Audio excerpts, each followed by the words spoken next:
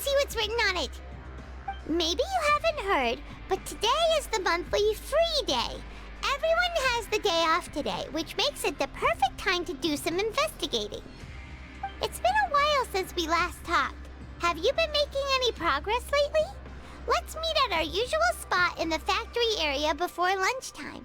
I have new information. Ooh, today's our lucky day. We have the day off.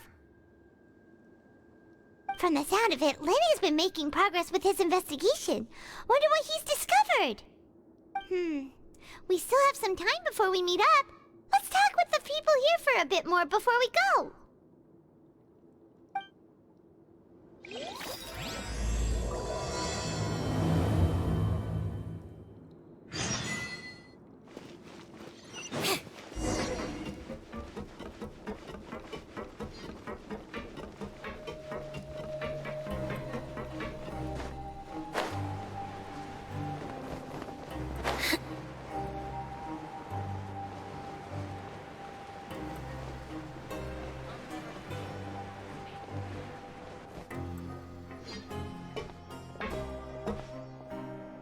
There's a group of people over there. Let's go listen in.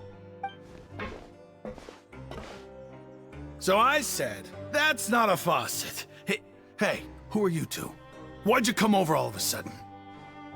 Oh, sorry for eavesdropping. Sounds like you were talking about something private. What's the matter? They're just looking to join in on our fun, that's all. Hey, don't pretend like it's okay for them to just interrupt us like that. Fine. You're lucky we don't mind extroverts that much. You hear that, Quisto? What nice! Your expressions tell me you're looking to hear some juicy info, am I right? But before that, it just so happens that I know you two. Really? Are we that famous? You're kidding. How often does anyone get a personal tour led by His Grace himself? Practically everyone was talking about it. Word has it that you also caused quite the kerfuffle. A little mistake, huh? I like the way you put it. You see, people with a good attitude can join our group anytime, unlike some of the others here. Your group? I'm Quisto, and this is Lavaroon. People usually call us the Bombshell Bros, but don't worry. We're not playing with bombs or anything. It's just that our information is always so explosive, and we blow minds on the regular. So, you two really like to gossip? Whew, you sure know how to embellish. No. You don't get it. Knowing intelligence will make things better for you here. For example, knowing who's working with whom, who has the latest rumors, who's not getting along. Wouldn't you like to know all that? Whoa, all this info's worth something, you know? You should prove you're worthy of it. I don't mind him. Quisto's always this way. Just play nice and say something to massage his ego. The welfare meals. Talk about the welfare meals. Right. That meal we had yesterday was super delicious. Paimon can still taste it whenever she closes her eyes. Is that so? To tell you the truth, I've been helping out with making those welfare meals. I've been working as a kitchen assistant for about a month and a half now. Oh, so you're the one who made those delicious steaks. Amazing. You could be a professional chef. You are correct. I am a true professional. In fact, I even went to culinary school. But enough about that. Since you like my cooking, I guess that means we share similar tastes. Listen carefully. This little bombshell will help you learn what's really going on here in the fortress.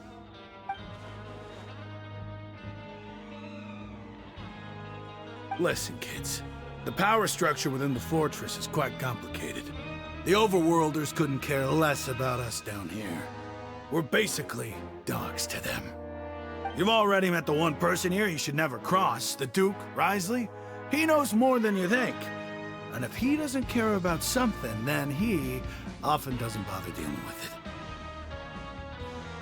Those who have the Duke's attention get all kinds of special perks, even better treatment in the infirmary.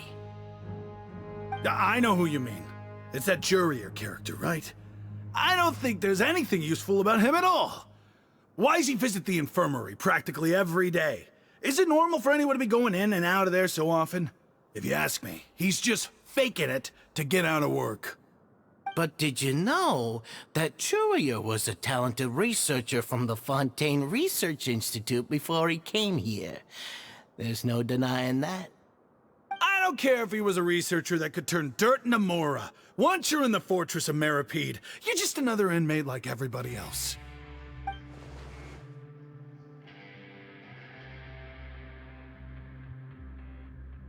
Speaking of which, the last time I saw him, he was passing by the corridor with Lorvine. I also heard they started arguing in the library and got into a fight, right? Guess that's just how terrible of a guy he is. You mean he hit a woman? Wow, I never imagined he was that bad. But that Lorvine's also quite the odd one, you know? She's always gabbing away, got into a fight with a man, and she also got sent to the infirmary. Come to think of it, I always see her going to the sick bay every couple of days, too. Huh. Wait a second. You don't think? Do you think could it be that they're secretly meeting there to go on dates? But it's really hard to imagine. After all, I do remember seeing Lorvine beat Jurier to a pulp that one time. And we might be overthinking things.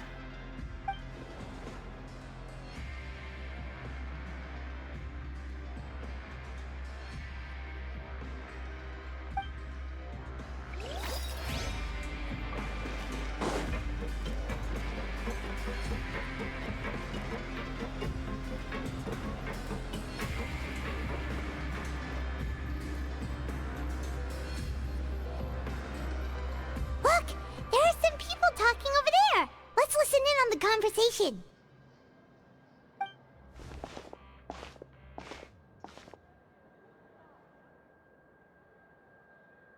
If you ask me, those pompous parasites on the surface act like they're all a bunch of aristocrats.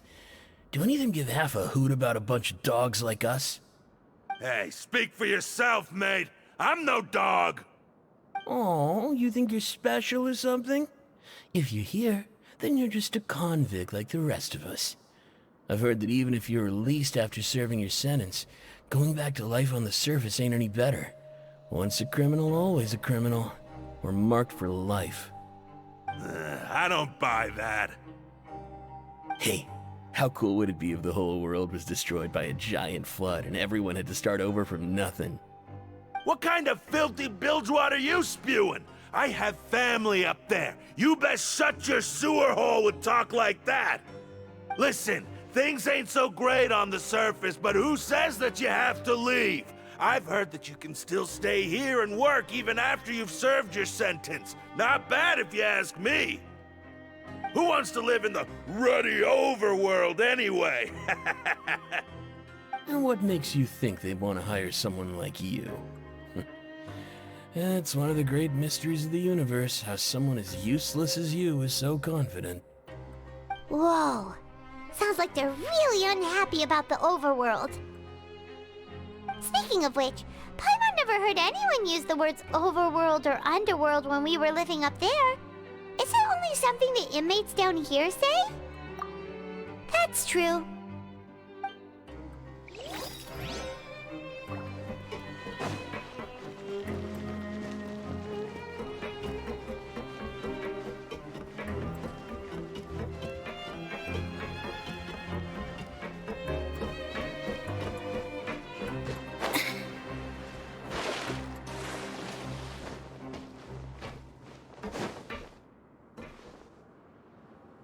Hey, you over there? Yeah, you. Say, do you like playing card games? You know, like Genius Invocation TCG? You TCG players are like mint in the wild, literally sprouting up everywhere. Hey, come on now. What's wrong with finding fellow Invocation aficionados? Anyway, care to join me for a game? All right. No pressure.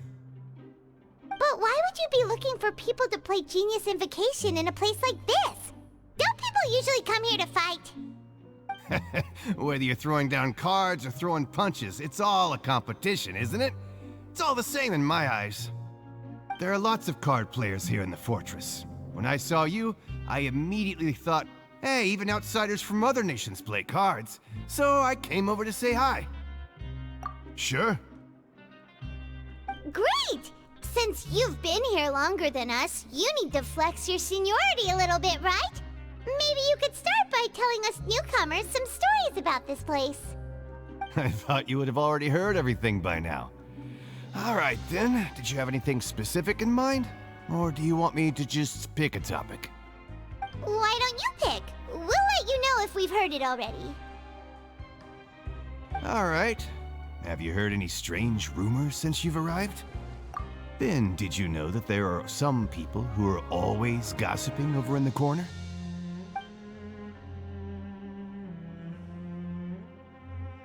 Yeah, so you've already met those two. They're quite a pair. They always keep an eye out for the latest happenings and gossip about everything. I've never seen anyone with more time on their hands. I heard that they used to be a chef and a bartender before they were sent down here. You know how bartenders are, always chatting with customers. And chefs love to pass the time just hanging out when they're not cooking. Good to know. Do you have anything else to tell us? Let me think. Sounds like you want to hear something a little more tantalizing. Oh, did you know that the Duke was also a convict in the fortress of Meripede before? Huh? Wait, are you serious? That's right. The Duke was an inmate just like you and me. Seems he was exiled here for committing some crime. Who knows how he ended up rising up to become the warden, though. To go from an ordinary inmate to becoming the manager of the whole place? I'm not gonna lie, I kinda respect that. A forbidden zone? Sounds like something that someone just made up. I've never heard of that. Where did you hear about it? It's just a rumor we've been hearing, but no worries if you've never heard of it. Do you have anything else you can tell us? Anything else? Not that I can think of, but I'll be sure to tell you anything interesting I hear next time. You'll have to play a game of Genius Invocation with me first, though. Okay, we've talked to just about everyone, and it's about time for us to go meet Linny. According to the card he left us, we should go meet him in the production zone.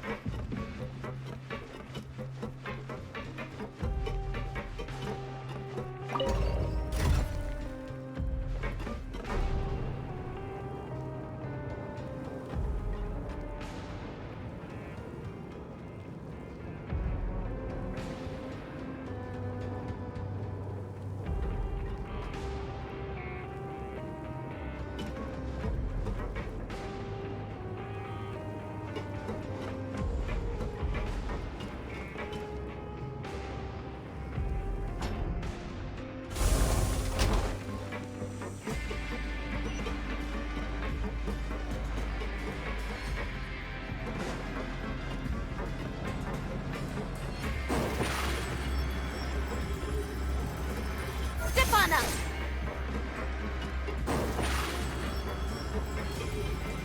Over here!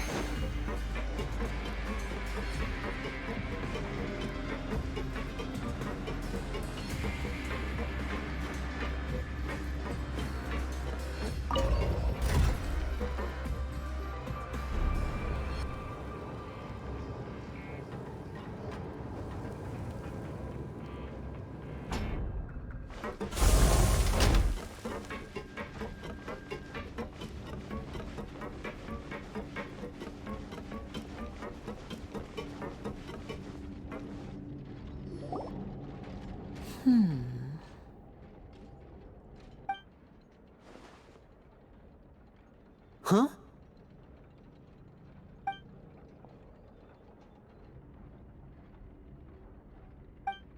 That look in your eyes. You found something? Hey, this is no time to be modest. Just tell him we we found a boatload of information! Oh, as expected of the legendary duo, you have my full and undivided attention. Huh. I'd have never guessed that myself. The rumors swirling about this place are unreliable after all, and Master Child probably went missing because he found a way out. He is a harbinger after all. I suppose he's much more resourceful than I initially gave him credit for. Unfortunately, this isn't enough for our final report to Father. We need to find out Master Child's exact whereabouts. Father told me that even though Master Child said he was just coming to Fontaine for a vacation, he actually had some personal reasons. His agenda might be linked to his disappearance. His escape route is already flooded, so we'll have to task someone with professional diving skills to chase after him. Well, when you put it that way, it's obvious that only Fremine would be up to the task. Bingo! Is he around? He's working today. Coming here as a group would have attracted too much attention. I'll talk to him about it later. It's the least I can do. We're all in this together, so it's only fair for us to fulfill our end of the bargain. Honestly, I'm far more impressed by you guys managing to collect all this information right under Risley's watchful eyes. Collecting information has always been our strong point. Now, let me think. To find out more information, Fremine will have to retrace Master Child's original route. And if he's to do that, he'll have to set out on the next pipe cleaning day at the earliest. That's 6 days from now. And after that, he'll probably take another 2 or 3 days to return. You can even estimate how long it'll take for him to get back? We've been working together for a long time. We know each other's capabilities like the backs of our hands. Traveler, what say you to meeting here 9 days from now? We'll be able to pick up Fremine while we're at it, too. Oh, and there's just one last thing we'd like your help with. Though we can just sit back and wait for Fremine's report on Master Child's whereabouts, we still need to make more progress on the investigation of the Forbidden Zone. Fremine's no master of disguise. Lynette's still working on getting intel from the other areas, and I'll need to spend some time helping Fremine prepare for his diving mission. So, you are the only ones we can count on. What do you want us to do? Will it be hard? Well, I won't call it easy per se, but I think you'll be able to pull it off. Listen carefully. You'll need to find an excuse to get into the infirmary and investigate the room and environs. You've mentioned several sketchy-looking people always meeting at the infirmary earlier, so it probably has something to do with the secret we're hoping to uncover. You've already met the head nurse, so she'll be less suspicious of you. Investigate the internal structure of the infirmary and any active dealings within, and pass those on to me alongside anything else you're able to discover. But also, there's no need to take risks. Don't forget, safety always comes first. My apologies. I just started rambling out of habit. It was almost as if I was talking to my younger sister. But that's not a bad thing, right? All right, then we'll head out as soon as we finish our prep. Let's go our separate ways for now, then. Don't forget, we meet here again in 9 days. Stay safe.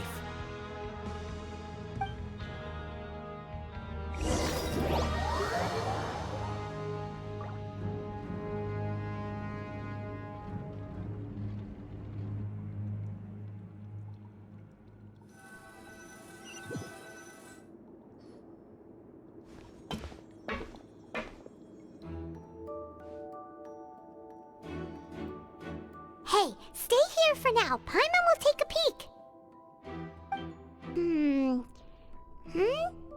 There seem to be several people inside.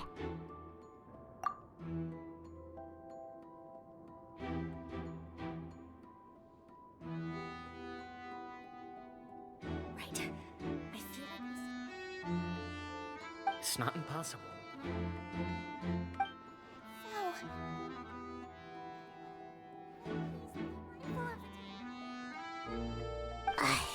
It's a bit hard to understand them from here. So, Why don't we just try to talk to them in person? Let's go as soon as you're ready.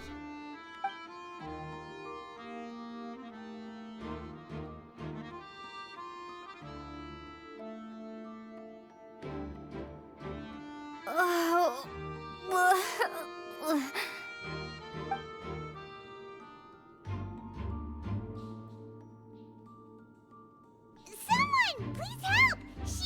She's sick!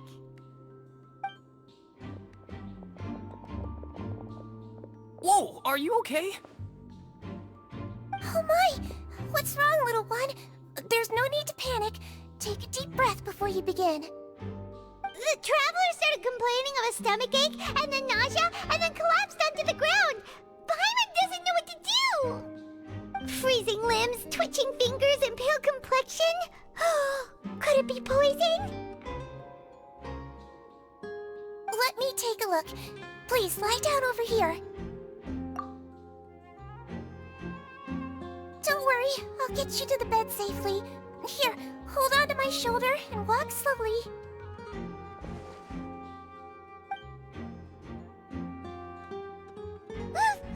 You can do it, Traveler! Don't apologize. You're sick after all. Now, please relax. I'm just going to do a preliminary checkup on you.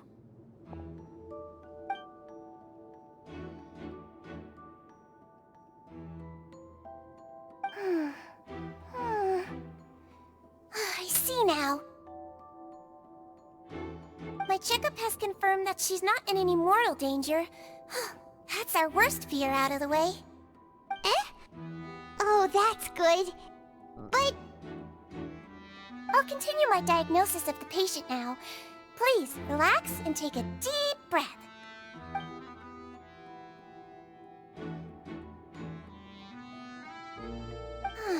Don't sense serious damage to your organs either.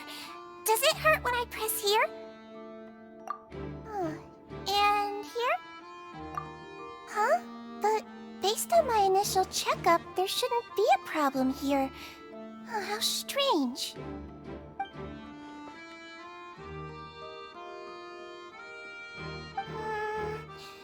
What about here?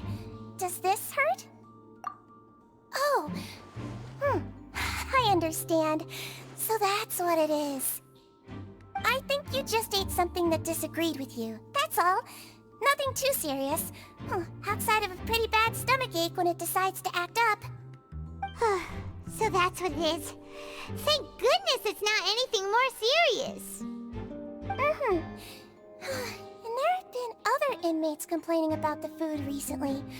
I'll inform our head chef, Mr. Woolsey, of this problem as soon as possible. Congratulations! The health risk is incredibly low, so you should recover within a couple days. Why don't you take a rest here while I go get some medicine for you?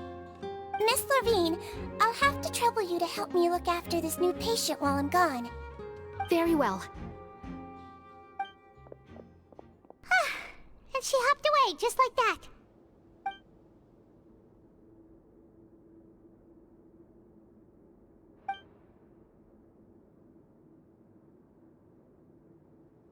Hello. So how are you feeling now?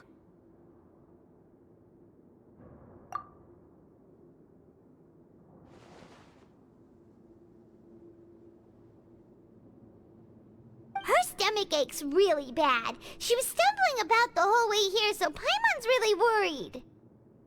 If Miss Sijuin says it's not a serious problem, then there's no need to worry. She's the best medic we've got down here. But it also looks like she's the only medic you've got down here. Well, that's true. What do you mean, that's true? That's really misrepresenting the situation. Of course I can't speak for the whole fortress, but it's not like everyone imprisoned here is useless, you know? Though they may have committed crimes and gotten locked up here as a result, they still know a thing or two about medicine, and they help Miss Sijuin take care of the sick and injured. Yeah, you're right. But did you have to lecture me about it in front of another patient? Aren't you a patient too? Where did all your energy come from? That's correct. Sorry, I got a bit ahead of myself. Are you two also sick? We've been sick a while. I come back every once in a while for checkups, and to pick up the medicines Miss Siegewien prescribes for us. That's just the nature of chronic illnesses. As for her... you could say she fancies herself as Miss Siegewien's capable helper because she learned a bit of medical knowledge ages ago. Please watch your mouth, Mr. Jurier. Don't forget that you are the primary reason I have frequent heart palpitations. Hey, don't start arguing now! Please, keep it civil at least.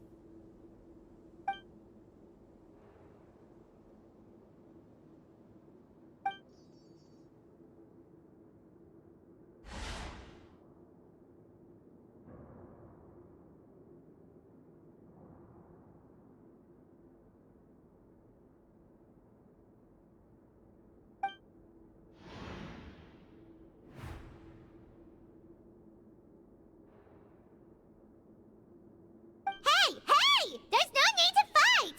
Everyone will be released someday, so there's no need to argue over silly things like this! But... Release. It's way too early for us to even think about that. And who the heck knows if we'd even be able to continue our previous lives?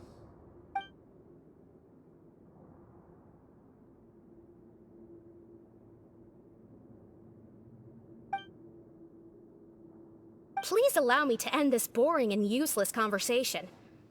Oh, and Mr. Jurier, I don't want to see your face here again anytime soon. And same to you, Miss Lorvine. Anyway, that was more than enough rest for me, so I'm going to get out of this excessively noisy place. See you later, everyone. He just slowly walked off like that? That's just what he's like. I'm sorry you had to see all of that. I'm Lorvine, and that's... Well, his name is Jurier, but I hope you'll never have cause to remember his name. You really can't stand him, huh? I mean, can you blame me? Look, who would like someone who's as arrogant and obsessed with weird research topics as he is? But there's no need to keep dwelling on him. I'll accompany you two for a while. Miss Siegewien should be back soon, and I'm sure you'll feel better as soon as you've had some of her medicine. No, it's nothing. I'm back! Did you rest like you promised? Thank you for getting our medicine, Miss Siegewien. Did you all cooperate with your bed rest? I trust that nobody got up to walk around. Good. Here, this should be 2 days' worth of medicine for you. Take 1 pill now, and then continue your bed rest.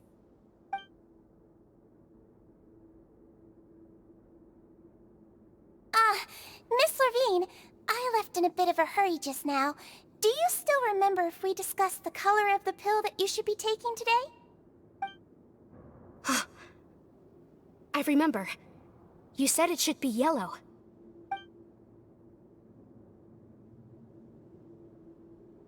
Yellow, huh?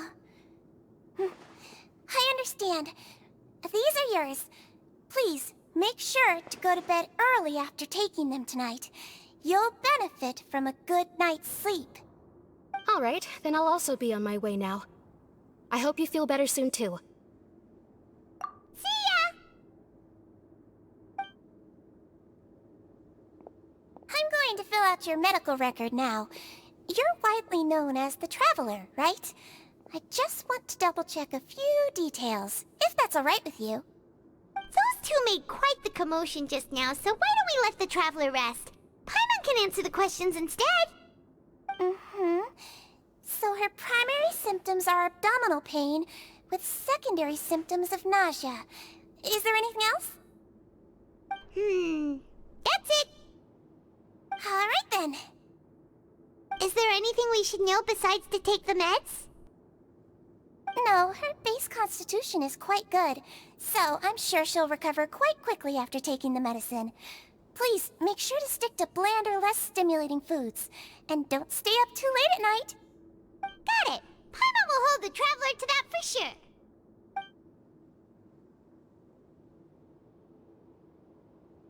Oh, You're going to take a nap already?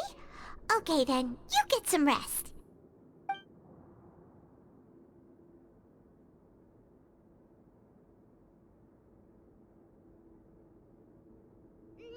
We've been to lots of places together.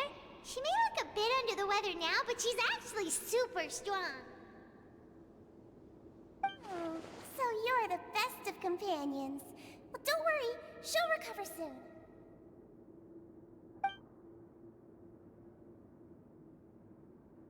Ah, you're awake. How do you feel? You slept for a really long time, but we never left.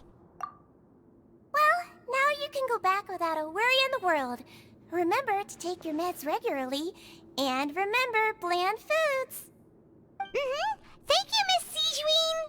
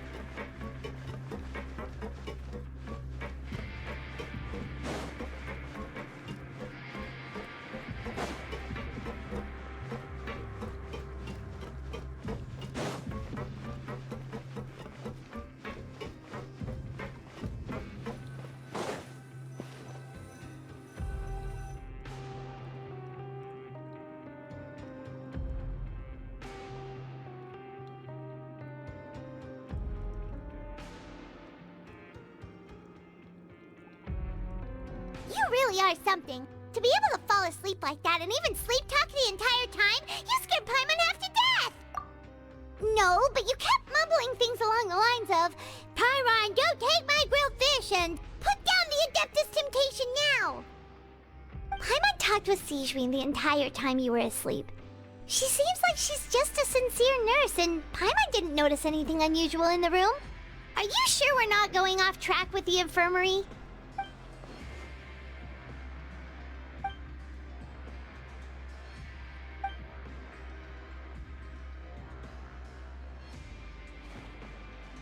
Whoa! You really are super thorough! All those tiny little suspicious things that Paimon didn't even pick up on! We've gotta give the info to Linny!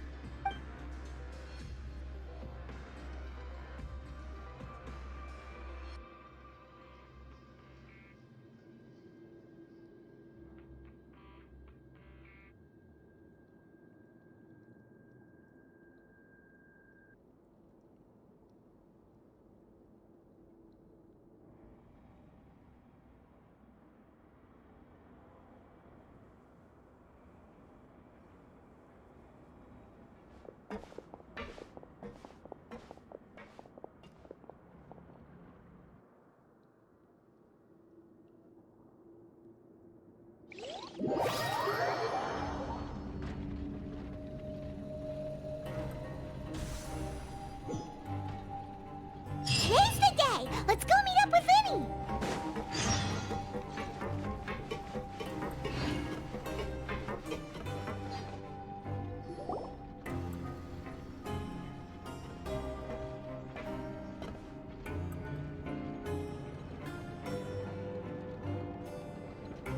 Oh!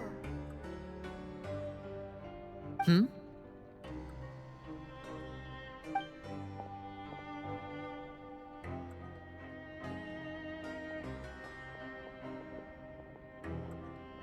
Did you two run into any trouble over the past few days? No, we just worked our shifts according to the schedule. Nothing weird happened. That's good. That means you didn't raise any suspicions when you infiltrated the infirmary. We've taken a look at the slip you've sent. Fremine successfully left the grounds via the pipes 2 days ago, and as of last night, Lynette has also infiltrated the infirmary after faking an illness. Wait, why is she getting involved as well? You already went above and beyond when you scoped out the infirmary. To put it more bluntly, even if we were to view that as something you did in exchange for Fremine's help, you've already done more than enough. Infiltrating a guarded stronghold is a different kind of job from a one-off investigation. We want to avoid using the same faces over and over and reduce the amount of suspicion that will fall on any given person. Lynette also felt like you have already taken the first step for us, so she should be the one to finish the job. So that's what Lynette thinks. Oh, Paimon hopes everything's going well for her. Then, let's go check on Lynette before Fremine returns. If everything went well, then she should be wrapping up her investigation right about now. Is now really a good time to go over? According to my observations, Sigewinne always spends around half an hour away from the infirmary right before lunch. Lynette knows this as well, so this should be a good time to meet up with her. Also, I'm her brother, remember? It's only natural for an older brother to care about his younger sister's well-being. Okay, then let's head over right away!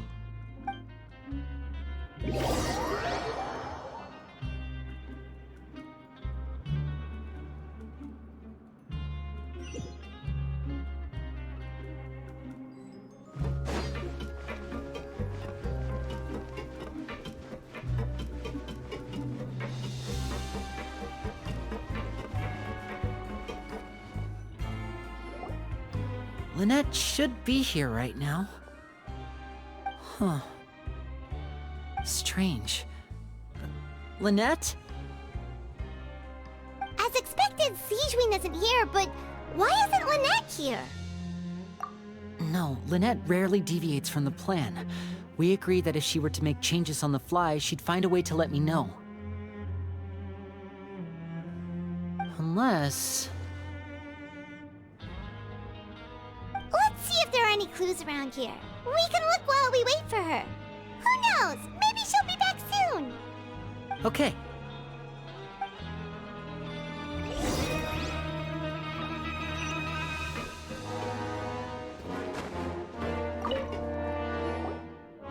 Ah, this is it! We saw it before! Wait, this thing?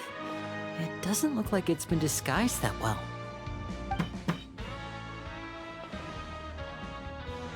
The space behind it is empty. From its size, I don't think it's an entrance that is meant to be taken apart. There's probably a mechanism around here somewhere. Could Lynette have tried to get inside? But if that's the case, she would have contacted me for sure. Let's look around here for some more clues. Don't panic, just take another look.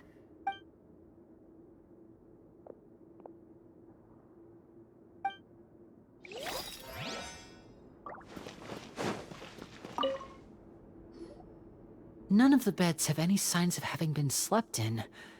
Except that one over there. That's the one Lynette must have used, right? You said she was pretending to be sick.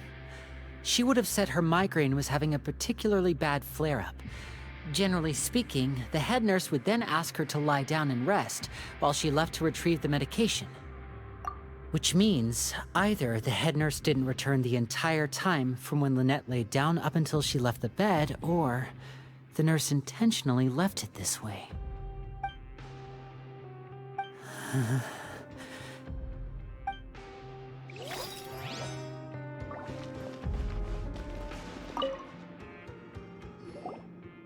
There are some books here and a few files. They all look like medical records. Advanced nursing, how to raise the spirit of your patients, a quick guide to the psychology of emotions, and the meaning of laughter. These sure are some interesting books. Who knew Sigewinne would be interested in these kinds of things? She even has books on understanding people's motivations and feelings. Is it because she's a Melusine? Or does she have a need to understand her patient's emotional state? Seems quite normal to me. These are skills that would come in handy for a nurse from time to time.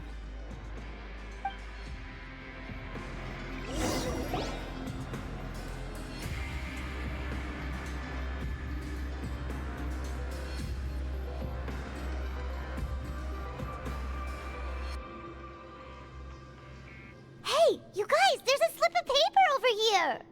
A slip of paper?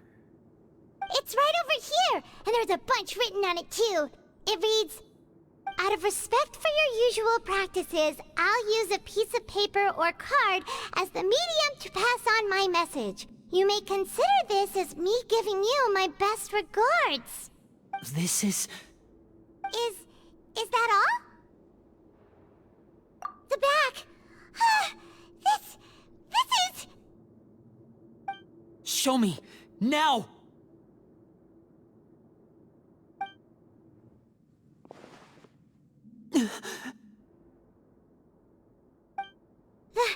That look on your face.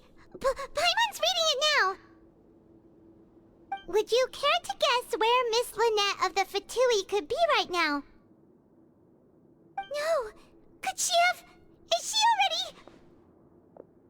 Wriothesley. Did he deliberately leave the infirmary unguarded to use it as bait? Wait, you mean he was aware of our goals from the very beginning? But why? We didn't run into any trouble last time, and he also never reached out to us since. Yes, that is a crucial question. Wriothesley, he doesn't do anything without a clear goal or reason.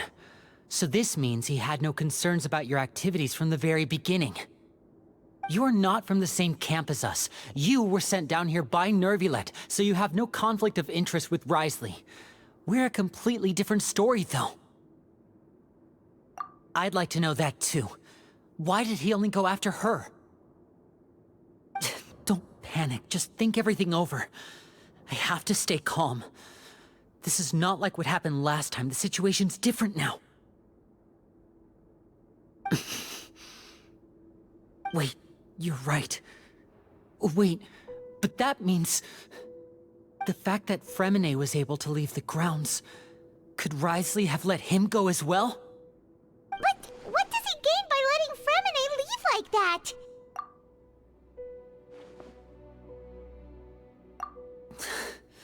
So he's challenging me and trying to provoke me, I'm sure of it. We never should have sent out Fremine. We had to go through all that trouble to find an opening to sneak him around the guards and into the pipe, and we even thought luck was on our side. If Wriothesley let him leave on purpose, then he's probably in a terrible spot now as well. Lenny's getting more and more panicked. We have to calm him down. Don't be like this, Lenny. Fremine wouldn't have left if we hadn't told you about Child. That was our fault. No. I'm the leader of this operation, and I'm the one responsible for this team. I was the one who failed to protect them. I'll go talk to Wriothesley. Hey, don't be reckless! Traveler, please, talk some sense into him! I simply cannot allow Lynette to be abducted again. I have to go. I'll find a way to get them back!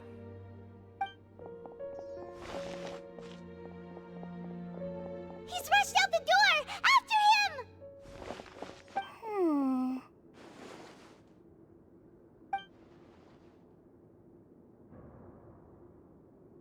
Right. I feel like we still have some room to make changes on these details.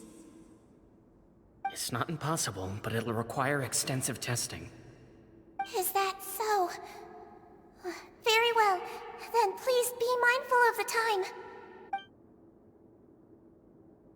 Huh? Is someone? Pack everything up. Whoever's outside is eavesdropping. They'll probably come in once we stop talking.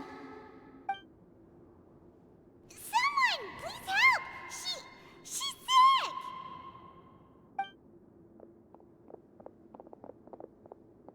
Whoa, are you okay?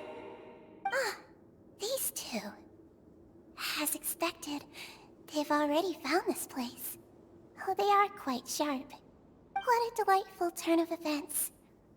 I like smart people, but I also like playing dumb. I like the feeling of being trusted. Oh my! What's wrong, little one? There's no need to panic. Take a deep breath before you begin. Being able to read human expressions is quite the useful skill. Lenny! Wait! It's no use. We have to catch up to him.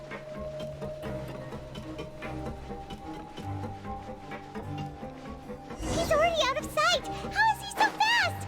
Let's go head him off at Risley's office.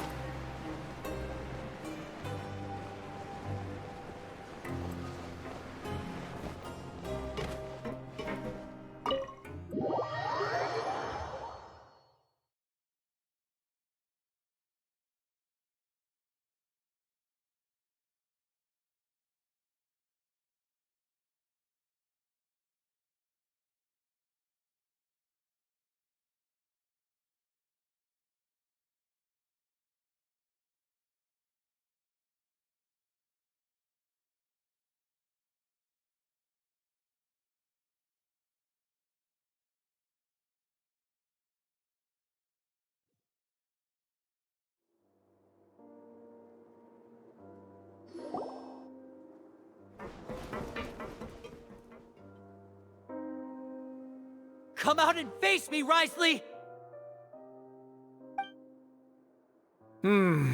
Aren't we at an administrative office space?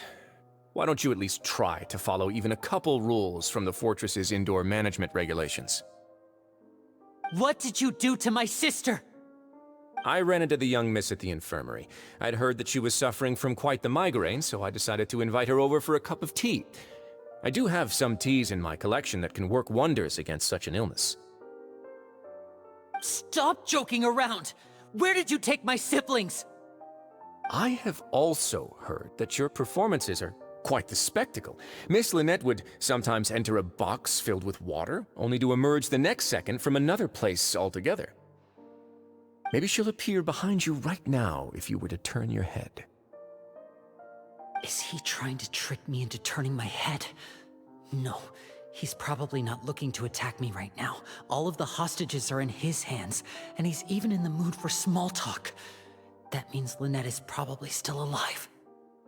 You knew we were investigating the infirmary from the start, so you deliberately aroused the Traveler's suspicions and baited us into continuing our investigation, just so that you'd be able to kidnap Lynette. As for Fremine, no, you probably didn't even interfere with Child's escape.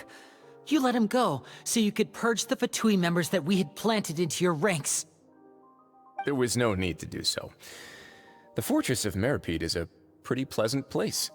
Most people enjoy their lives here. The only ones who act differently are those with personal agendas. It was quite easy to identify your colleagues. You removed our original members and spread the news of Child's escape so Father would assign our team to come down and investigate. Fremine has also fallen into your hands, right? If you're oh so omnipotent and so in control, why would you need hostages? One correction. Lynette is in my hands right now, but Fremine is not. He's not. What do you really want? Lenny! Oh, wonderful. Everyone is here, so I'll only need to say this once. Thank you so much for cooperating with me. Eager and to the point, I see. Alas, only Miss Lynette is currently having a cup of the fortress's finest tea. Although, as per your original plan, Mr. Fremine should also have returned to the fortress by now. But he has neither shown up within my gates, nor has he been taken into any kind of custody. So where do you think he may be right now? Wait, you can't mean... You locked him outside in the sea? I closed the fortress's gate to the outside world. That's all. Fremine's a star diver, so he should be fine, right? No, we're still here, so he'd definitely try to find a way to come back for us. So we can't assume he might have made a break for the surface. But why would I do this, you may be asking? To have an audience with you, of course. My intel tells me that Mr. Linney is a great magician, so it's only natural for me to want to have some cards of my own when it comes to negotiating. Besides, I do recall you mentioning to Miss Lynette that you've always wanted to have a face-to-face meeting with the Lord of the Fortress of Meripede, regardless of whether it was in a personal or a professional capacity. Well, you got your wish. So, you've been keeping tabs on us before we even set foot in the fortress. Some of my folks just happened to hear a thing or two, that's all. In any case, I will be straight with you. I was willing to play dumb and turn a blind eye, so we had a pleasant few days playing games together here. But once you started focusing on the Forbidden Zone, all of that changed. Mr. Linney, the cards are stacked against you right now. Miss Lynette is in my hands, and Mr. Fremenet is still slowly being pickled out there in the brine. You know just as well as I that he cannot last out there forever. You need do but one thing to guarantee their safety. I would like you to contact your superior, and ideally invite her over for a cup of tea with me. You want to see Father? But why should she bother giving you an audience? Well, if she cares for the well-being of her dearest children, she should have plenty of motivation to join me for a parents' evening. I've heard that the bonds between the members of the House of the Hearth are like the bonds of family. I don't see why she would refuse. Why did you think Father sent us to handle the Fortress of Meripede? This place is basically a no-man's land. It wouldn't be fitting for anyone as important as a Harbinger like Father to come here in person. Oh, I see. So it's because she doesn't care for my place here. That's such a shame. After all, I've amassed quite the tea collection. I was looking forward to sharing it with her. Both Monsieur Neuvillette and Lady Farina have already received many samples as gifts. Was this the extent of your master plan to get to Father? No matter how much pressure you may put on me, I won't allow you to use us to blackmail her. You people really are difficult to get along with. All I'm asking for is a face-to-face conversation. Does she truly have no interest in the fortress's secret? Mr. Linney, you have one last chance to invite your father here. If you refuse... Linny!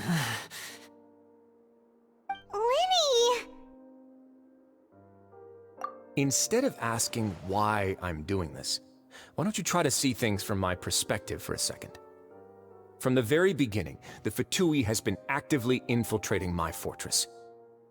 I gave you a warning by cutting off the first few operatives I found, but that only caused you to double down. Had you given up on the fortress then and there, I'd have no reason to want to talk.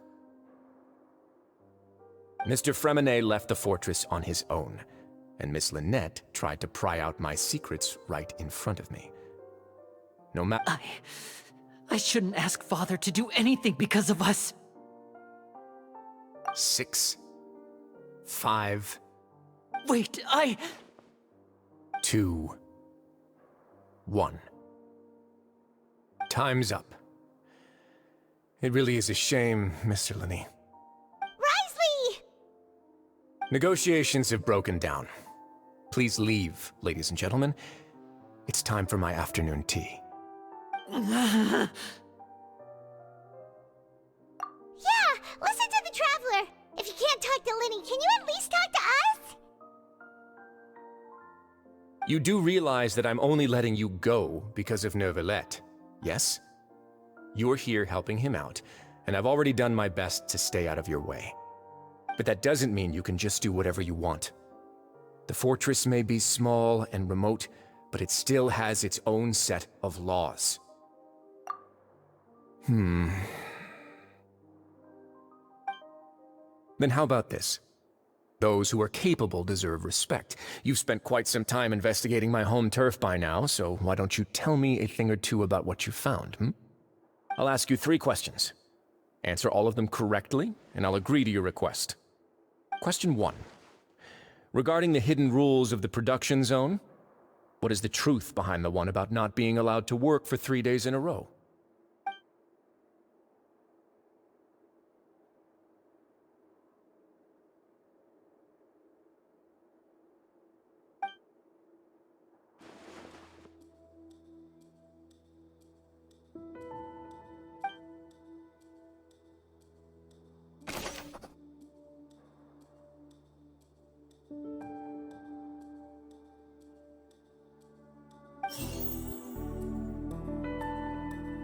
We often see Miss Sijuin observing the prisoners at work near the production zone. It seems like she can perceive the general state of a person's health just by looking at them. I've been told that the infirmary is always empty for the half hour just before lunch. But what could Sijuin be doing during that time? According According to Collins, the Pancration tournament only took place because the Fonta company sponsored it. The research note said that the Melusine race perceives the world very differently from humans. Because of that, the Melusines have also developed a sense of aesthetics that appear rather strange and alien to humans. Fonta's internal reports suggest that they're starting a new trial of an unnamed and unpackaged product. But the product has to undergo a trial because even Fonta's own employees have a lot of reservations about it. The Fonta promoter has been struggling because he doesn't recognize the real value of coupons. Meanwhile, the Duke believes that only idiots who don't understand the value of coupons would spend them on Fonta. We often see Miss Sijuin observing the prisoners at work near the production zone. It seems like she can perceive the general...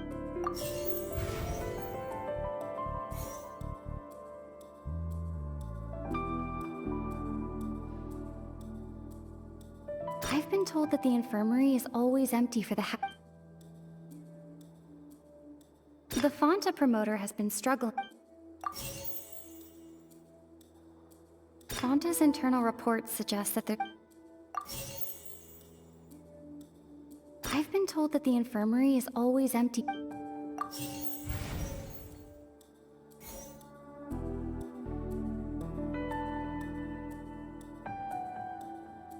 The research note said that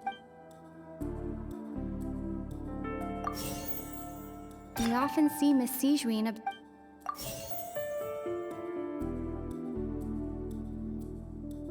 Fonta's internal reports suggest that they're starting a new... The Fonta promoter has been struggling because...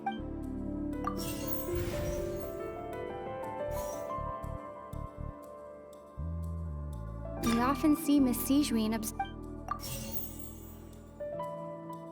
According to Collins, the Pancration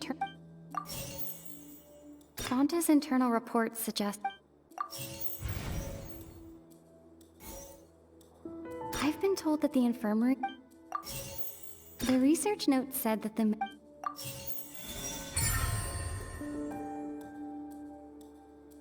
Ah, so that's what's going on. Paimon understands it now. Who would have guessed? The hidden rule of the production zone. People are not supposed to work 3 days in a row, and if they do, they'll get strange meat in their welfare meal. At first, we thought this strange meat must have something to do with the people who disappeared. But in reality, they were all prepared by Sijuin, the head nurse. She often visits the production zone to observe the workers' health and makes a note of anyone who has worn themselves out after 3 full days of work. Out of her sense of duty as the head nurse, as well as her genuine concern for the workers' health, Sijuin visits the cafeteria right before lunch and cooks an extra dish for those who can use the stamina boost. Sijuin has only the best intentions with her surprise gift and doesn't want anyone to find out about what she does. However, unfortunately, Melusines as a race perceive the world differently from humans, and their sense of aesthetics is even more alien to us. The recipients of her lovingly prepared special meals cannot taste the care within and usually just freak out. Are we on the right track? Not bad. You've uncovered Sijuin's secret and even guessed her intentions correctly as well. It's nice to know that her efforts have not gone unacknowledged. All right, now for my next question. There are also some hidden rules in the Pancration Ring, including the one that you're not allowed to support both sides of a fight. Why is that?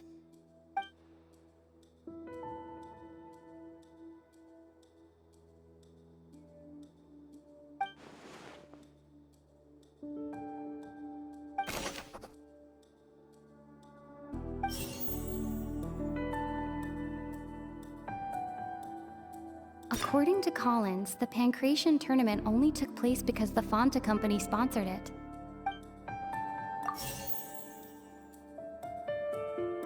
The Fonta promoter has been struggling because he doesn't recognize the real value of coupons. Meanwhile, Fonta's internal reports suggest that they're starting a new The Fonta promoter has been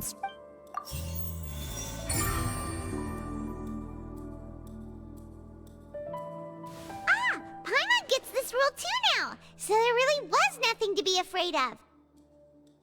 That hidden rule of the pancration ring is about how, people are not supposed to bet on both boxers at the same time. And if they do, they'll receive a package containing a strange, blood-colored liquid. People get scared when they see it because they've subconsciously begun to associate it with the missing boxer. But really, it's just a bottle of the latest yet-to-be-named and packaged new Fonta trial product. A blood-red drink.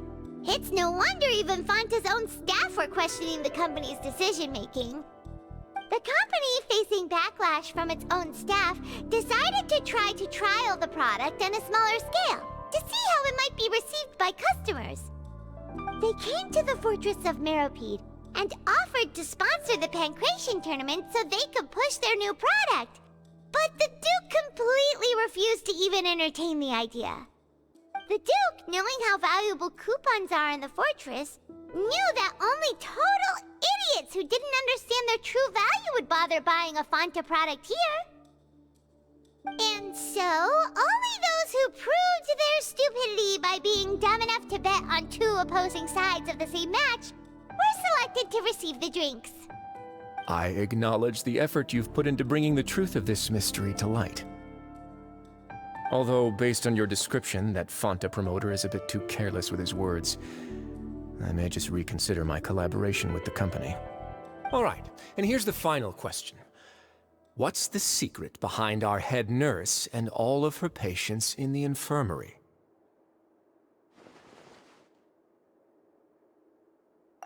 Stop your cruel and pointless games, Risley! You know that we haven't finished our investigation, so there's no way we can answer the last question! The thought of sparing Lynette and Fremine never even crossed your mind! You'll pay for this! Ah! Lenny, are you alright? Oh, close one. I owe you, Sigewinne. That was a fantastic shot. It was nothing, Your Grace. Sigewinne? Though this gun may look like a toy, it's actually fully functional, as I just demonstrated. Sigewinne... You... Not at all. I am merely a resident of the fortress, and thus protecting it is my duty. When Monsieur Nervulette asked me to come here, he told me that my job would be to take care of the well-being of everyone here. I am merely discharging my duties. But if you mean what you just said, then isn't Linny someone you should be looking after as well? Isn't he a resident here just like the rest of us? But I really am just doing what Monsieur Nervulette told me to do. Everything I did, I've done to protect them. Had I not, they would be in far more dire straits right now. His Grace knows it too, right? Your Grace? Mind proving my innocence to them? My dear Sigewinne, whatever shall I do with you? Would it have killed you to just wait another minute or two? Well, it's nearly time after all. The way you do things can be truly frustrating sometimes, Your Grace. I figured I should try to talk some sense into you. What are you talking about? What time? Take me if you want. Let them go. How touching. Can you just give me one more minute? Don't be like that, Your Grace. All right, everyone, calm down. 2 more visitors will be arriving any time now. I'll go get a cup of tea. Miss Sigewinne, I leave Miss Lynette in your care. You... What are you doing? I believe I hear footsteps.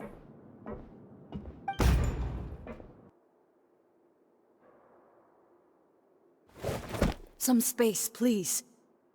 Ah, Miss Clarande. My door. Fremine... Fremine... What work. I'm sorry about shooting you, Mr. Linney. The tranquilizing effect will begin to wear off soon. Please take it easy in the meantime, though. What happened to Fremine? Wasn't he diving just outside of the fortress? Why is he looking like this?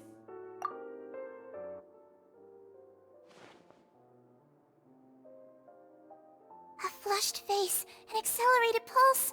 He must have consumed primordial seawater. What did you say? Please, make some space. I'll need to give Mr. Fremine a more thorough checkup. Your Grace, I'll leave the rest to you. I'll talk to Clorand while you get Fremine to where he needs to be. Everything else can wait.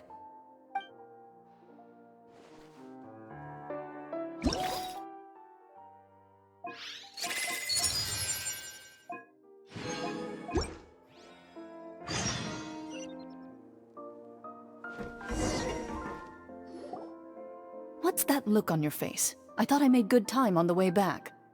Oh, I'm just admiring your punctuality. Had you arrived just a few minutes later, Sigewinne may have been forced to shoot Mr. Linney again. How's the situation out there? The water has changed. It's pretty much as expected. The concentration of primordial seawater has increased significantly. I was only out there a short time, so it wasn't too bad. But if one were to stay for any significant amount of time... well, you can see how that boy's doing. Where was he when you found him? The abandoned zone at the end of the pipes. A good distance into the water. Closer than I thought. He must have recognized it early on and tried desperately to swim back. Locking the door was necessary. I don't think we could have saved two. Well, I did try to convince him that I had my reasons. Never seems to work, though. It would probably work on Neuvillette. He has a knack for picking out who had good intentions, even when the outcomes were all terrible. That's a bad sign if you're having to plead your case to Neuvillette. Want some tea? Not particularly. If you want to drink some that badly, just say so. Fine, I'd like to get some tea. Want me to get you a cup too, since I've already made it? Might as well then, I suppose. Actually, do you have a towel? I would like to dry my hair.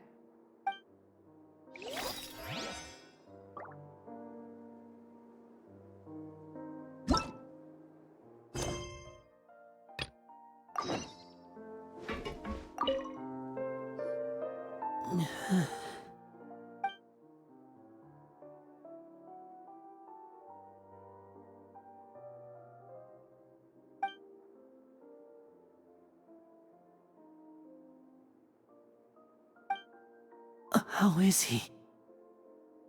These symptoms are probably caused by an acute ingestion of a large amount of primordial seawater.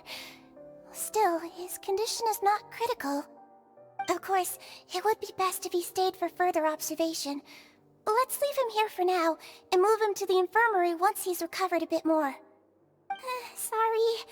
I am aware that the infirmary may not be your favorite place in the world at the moment.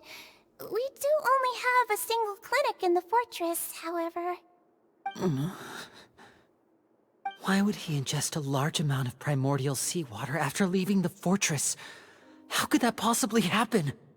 Please, look after Mr. Fremine for the moment. I'll go fetch some medicine and a respirator. Oh, I'll bring Miss Lynette back with me. Where is she?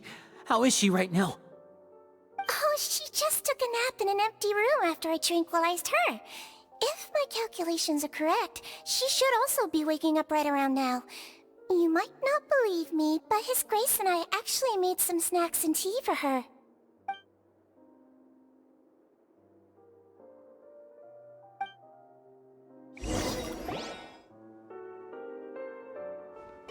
Linny, are you okay?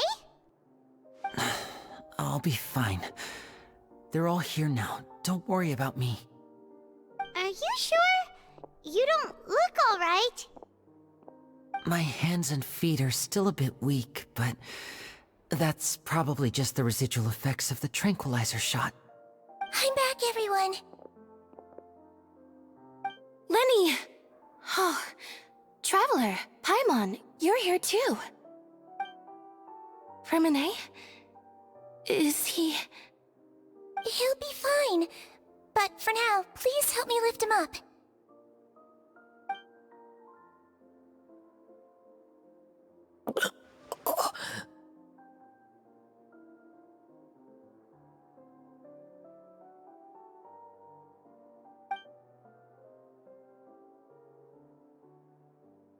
His breathing's beginning to slow down. Give me a hand and help me get him to the infirmary. Yeah, I'll take him from this side. Lynette, together? On it. Traveler, you seem pretty worried about him. Want to come with us? The Duke and Clarande are gone. They probably went to get some tea. The Duke will explain the truth in just a bit. Miss Clarande will need a break, since she only just returned from rescuing Fremine out of the sea.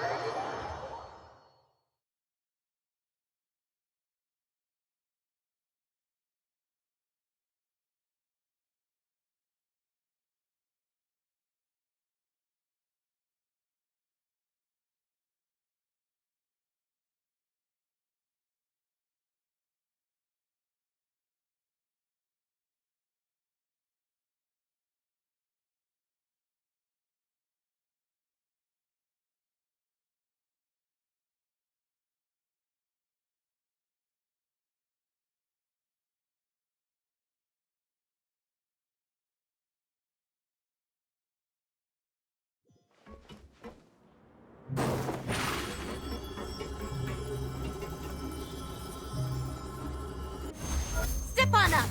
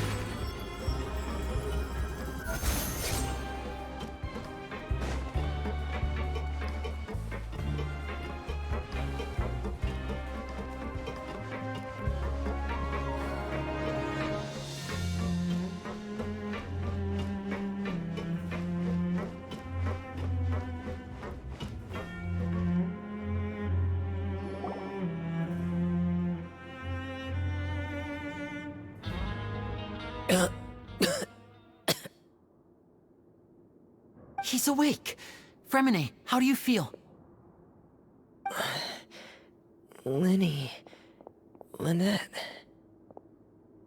We're all here. Where am I? The infirmary, at the Fortress of Meripede, Mr. Fremine, and you are no longer in any danger. How do you feel? Don't push yourself if you're not feeling up to it. Traveler. Paimon. It's been so long. The sea. There's something wrong with the seawater. Shh, it's okay. We can talk about it after you've recovered. No, listen to me. This is really serious. There's primordial seawater mixed into the regular seawater. I don't know why it's there, but no one should touch it. Pipes. Right, the pipes. It's all coming back to me now.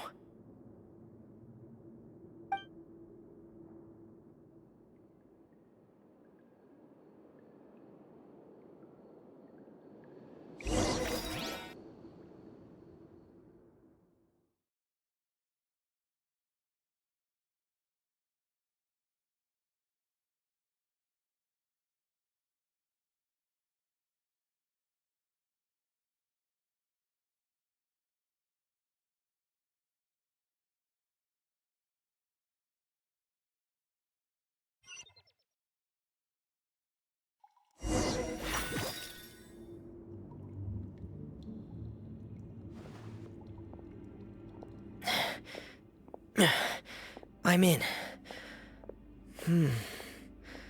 Seems like this pipe hasn't been used in a long time. It looks abandoned.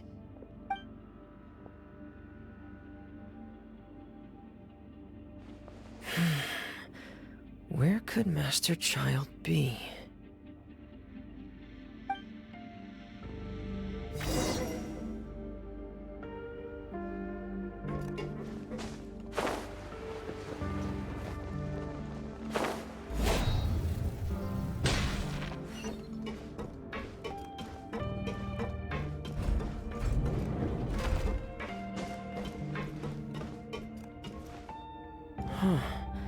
This mechanism looks like it's been tampered with.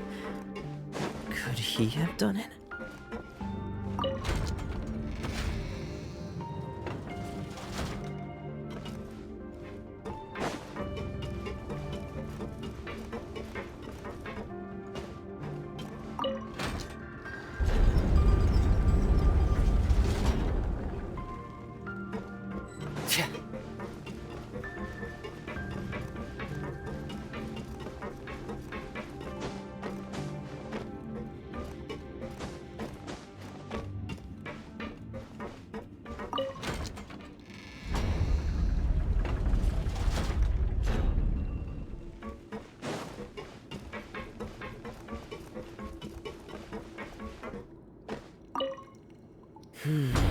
It's getting stuck on something. Seems like I'll have to avoid those obstacles while I turn it.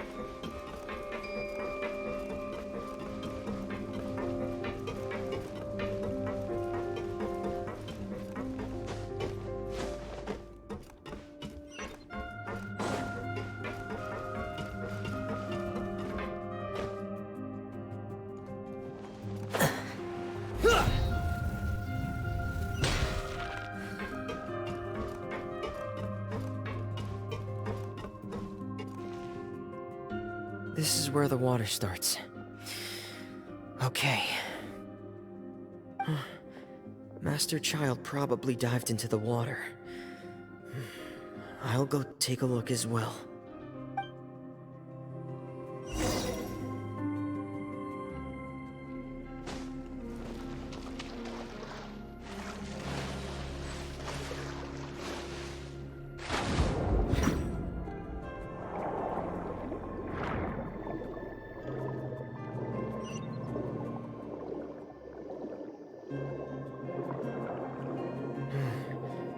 The vegetation here is a bit more sparse. These traces aren't natural. A person must have left them, and recently. There are traces here too. I need to keep going. Huh? The traces are gone. But I don't see where he could have gone from here. Wait. What the?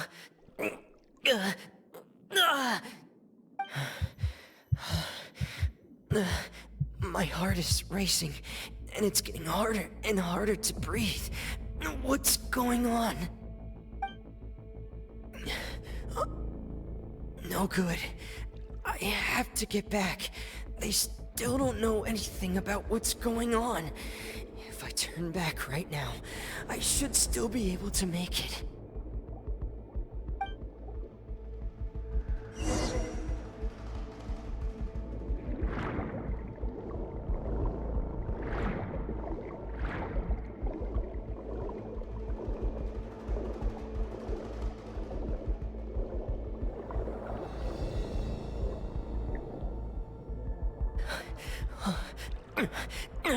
I can't die here.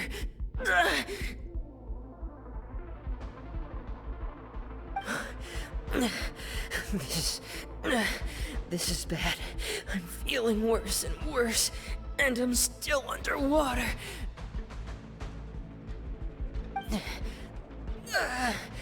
I have to push on.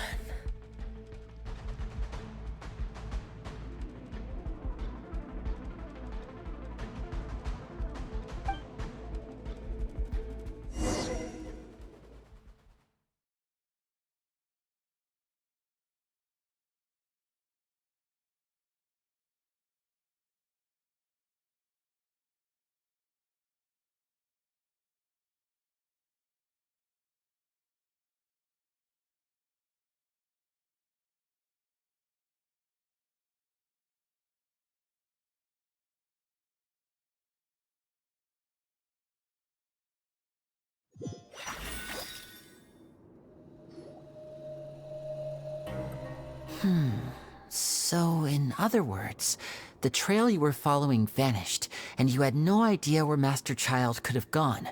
But there was also no obvious place for him to have disappeared to. That's right.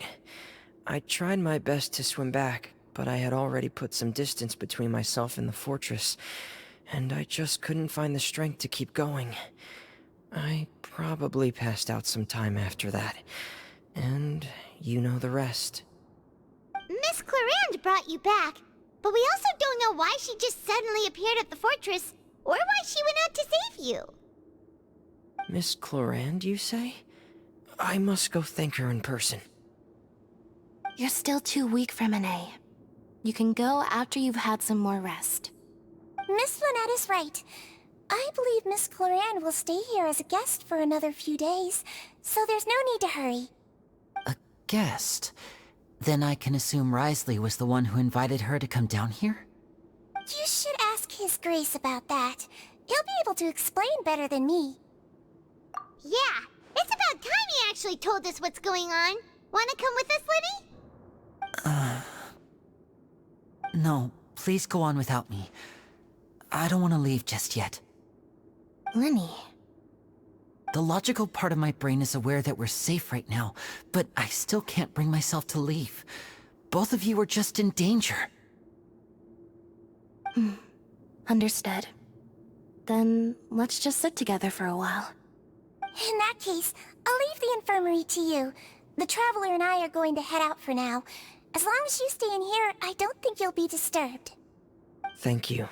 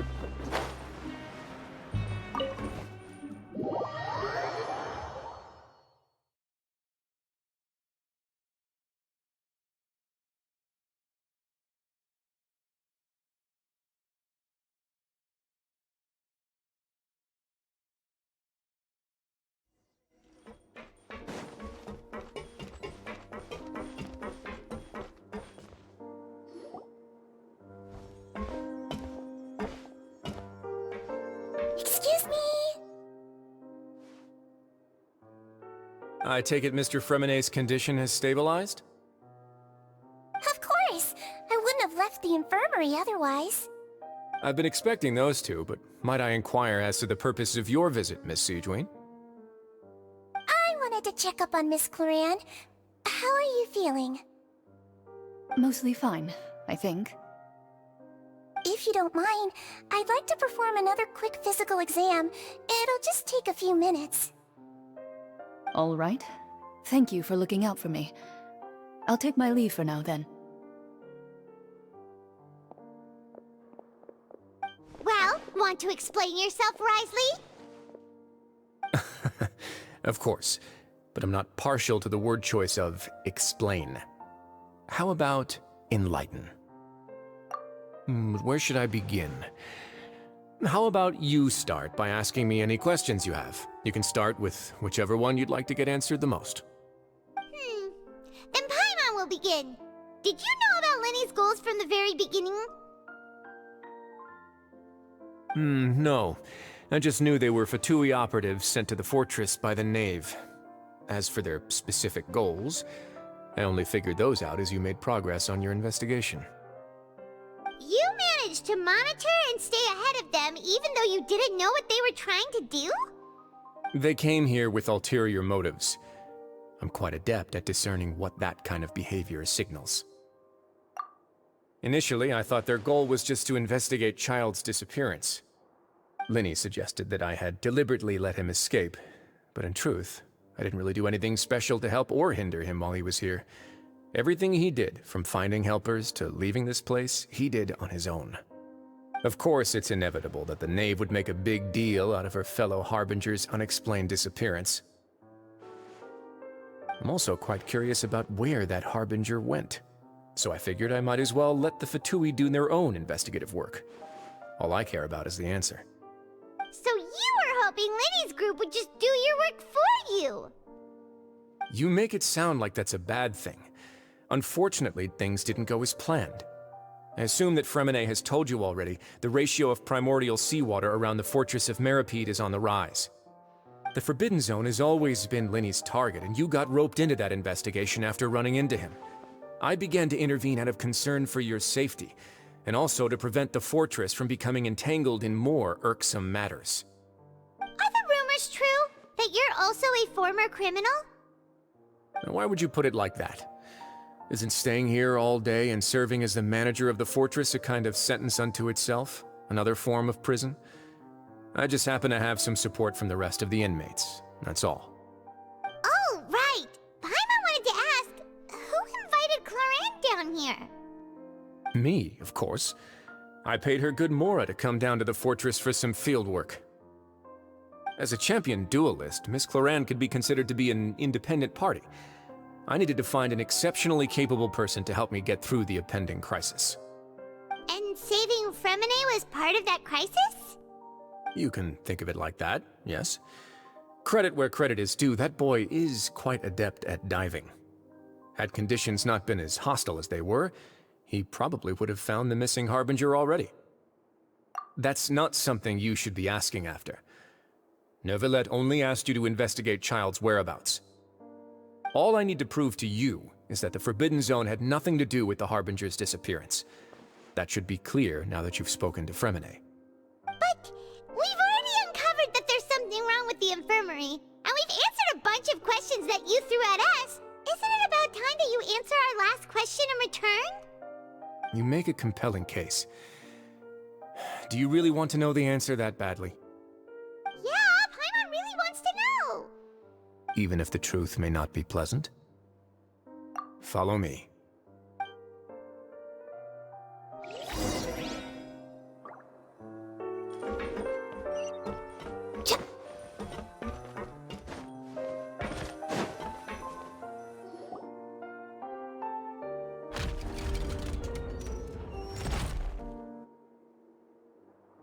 There's a hidden door here? And a whole basement behind it? Huh. You're pretty good at hiding stuff, Risley. It seems you've forgotten just what kind of place the Fortress of Meripede is.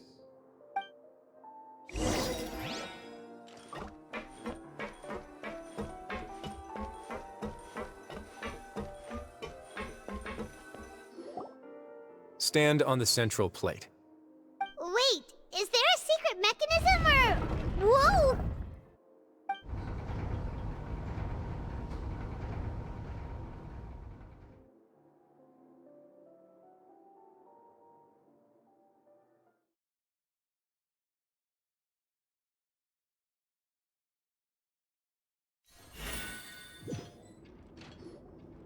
So, this is the Forbidden Zone?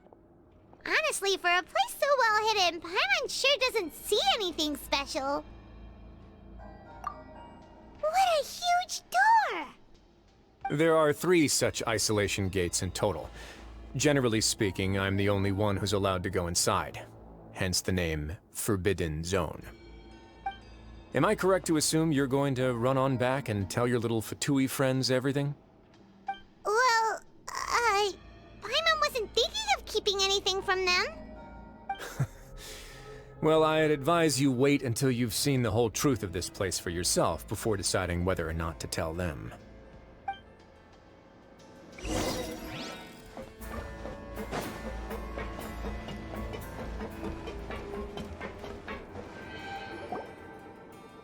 Huh.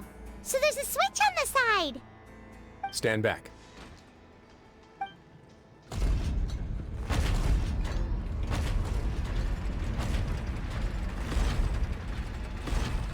Whoa! They all just went up one by one! Go on, have a look.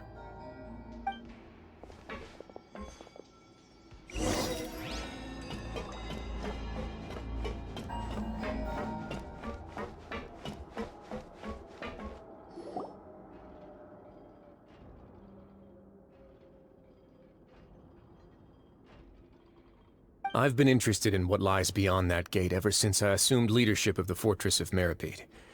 Of course, it would be unwise to recklessly open it, but it'd also be risky and negligent to simply ignore any potential danger that could be behind it. The readings on that dashboard have not budged since the day when I first laid eyes on this place. But over the past year, the needle has crept upwards from its original position, likely because some parameter it's been tracking has changed, if only infinitesimally. Normally, I would have ignored it, but I happened to have some free time when I noticed it, so I investigated. Any guesses what the reading could be tracking? Very reasonable guesses. I've considered both of those as well. Unfortunately, our dashboard is tracking something less ordinary. The temperature should vary with weather and climate changes, so for something that rarely shifts, the water pressure is more likely. We ran a few tests to increase the pressure from the outside, but the readings didn't change at all. Later on, a few more possibilities occurred to me, such as a potential connection with the primordial sea. I began to make a few preparations based on that hypothesis. Over the past few days, the needle has moved again. With that, and the symptoms that Fremine displayed after leaving the fortress, I can now confidently conclude that the readings represent the concentration of primordial seawater in the seawater nearby. The concentration of primordial seawater? But we're already under the sea! And that is precisely the problem. We're at the bottom of the sea, and now we're surrounded by toxic seawater. Somehow, primordial seawater got mixed in, and the concentration is steadily rising. Yes, that's very likely. But forget about the two of us! Not even Novelette knows where the primordial sea could be, much less where we could find and plug a leak. Oh. Oh! Seems like you've figured it out. I believe the primordial sea lies directly beneath this sluice gate. For some reason, the primordial seawater levels have risen significantly, and it's now very close to us. The indicators are now red. Although the gate still stands, some primordial seawater has already leaked out and mixed into the sea around us. If this continues,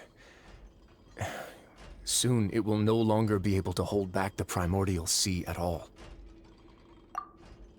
Yeah, you know what the legends say. If this place falls, then everyone in Fontaine will be turned into puddles in the span of a night. But that's just too weird! Why would the Fortress of Meripede be built right above a sluice gate for the primordial sea? Who built this place anyway? Your expression tells me you think this might be part of a vast, complicated conspiracy. To be honest, you might find the actual answer may be exceedingly boring. It's just that the secret of the Forbidden Zone had been long forgotten by the nation before I rediscovered it with my research. There's no single founder of the Fortress of Meripede in any traditional sense. What we know about its history has been left to us by the people who used to live here.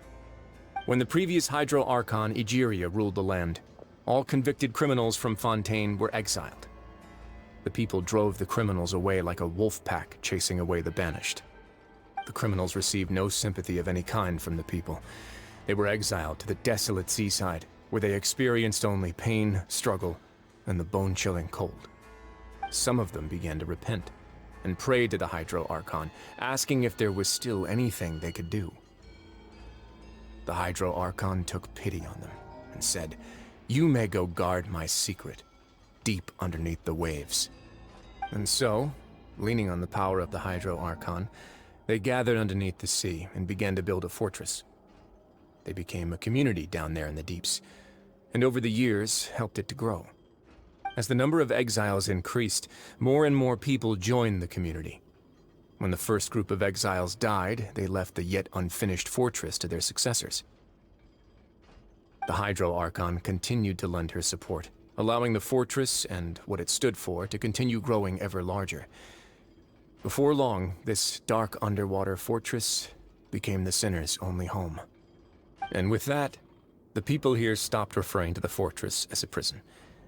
They saw themselves as repenting sinners who would regain their freedom once they had sufficiently redeemed themselves. But as time went on, people also realized that the fortress was a lonely place. Once they had gotten used to life here, they could no longer feel comfortable living in the overworld. Once they had finished serving their sentences, some people left and some others chose to stay. They'd find some idle position and let their withered souls fade away with the ancient secrets of the past. After many, many centuries, few people still remember the reason for the fortress's founding. Now they just see it as an integral pillar of Fontainian society, as the place where criminals deserve to be sent. Now and again, researchers manage to break one law or another and live out their days in the fortress. I learned all this from an elderly historian. Everyone else just thought he'd made it all up. But now you know every part of that history is true. Indeed. It's just as the prophecy says. If this gate fails, then everyone will be dissolved into the sea. To be frank, not really. But sadly, that hasn't stopped this prophecy from proving all too accurate.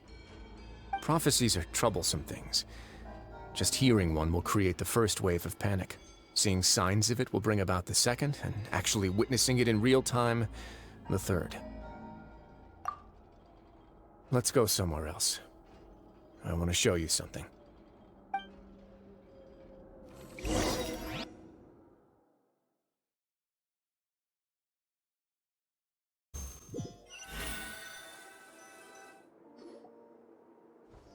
This is it. Your Grace, perfect timing. The results from our last round of experiments have... Wait, Jurier, he's not alone! Huh? Lorvine and Jurier? No need to panic, you two. I've already told them about our plan. What? After you warned us not to tell a single soul about any of this? I'm skeptical as well. Are you sure they are trustworthy? The results speak for themselves, don't they? These two may already know more than you could ever imagine. All right then, if Your Grace insists. They seem harmless enough, so I'll trust them for now. Well, how about some reintroductions? This is Jurier, one of the highest-ranked researchers from the Fontaine Research Institute. He used to work under Edwin. I trust that you've heard of Edwin? He's the one who blew the whole institute sky high. Everyone knew he was a bit crooked in the head, but you're not a local, so I guess it's possible for you not to have heard of him. Edwin's main areas of research were archeum and gravimeters. As his assistant, Jurier is quite familiar with them as well. I hired him to be my technical consultant. You want to blow up the fortress of Meripede? Ah, what a lovely idea. I'm already imagining it in my head. Gotta admit, I'm tempted as well. Guys, focus! Focus! That taskmaster over there is Miss Lorvine, and is also one of my technical consultants. While Jurier used to be Edwin's assistant, she used to be Jurier's assistant. Ooh, are they together? See, everyone keeps asking this question. Are you too sure you're not a couple and just using your work as a convenient cover? Your Grace, I am not in a relationship with this man. If I dated her, I'd officially be madder than Edwin. Jeez, forget I said anything then. Follow me. Whoa, there's another door that goes right up. Your constant amazement makes it seem like the fortress can do anything. But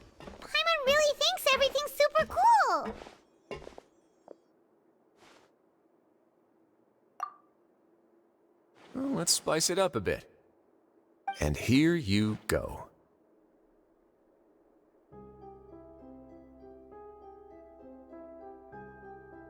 What a huge ship! This is also a production zone that Paimon's never seen before. What's going on? How much do you know about Fontainian history? Not much at all. Well, then maybe you haven't heard the story of ancient Lemuria. To give you a quick rundown, Fontaine used to be ruled by the Lemurian dynasty. According to legend, the Lemurian king Remus came to this land after being inspired by divine revelation and found the seer Sibila, who had taken on the form of a golden bee. Taking the golden bee with him and riding on a huge ship, the Fortuna, he created his nation above the surging waves. He called his nation Lemuria and used the Fortuna to incessantly search for new tribes and islands, calling on them to join his empire. There's a ship in this story too? Where there's water, there'll be ships. People believe that hope can always be found at the end of a voyage. Do you believe that too? To a point, I think. As you've already seen, I have a whole factory's worth of labor, materials, and technology at my disposal. Certainly can't hurt to give it a try. So the moment I began to speculate that the primordial sea might lie underneath the gate, I also began this project. Were you inspired by the legendary Fortuna? Maybe. Fontainians need something to hold on to cope with the impending disaster. Were the workers to find out the truth behind this ship, riots would destroy the fortress faster than any catastrophe. As the fortress's administrator, I'd never make such a reckless call. Alright, that's enough talking for now. I'll need another 3 cups of tea to soothe my throat. Do you have any other questions? Seems like you're good. Come on, I'll take you back.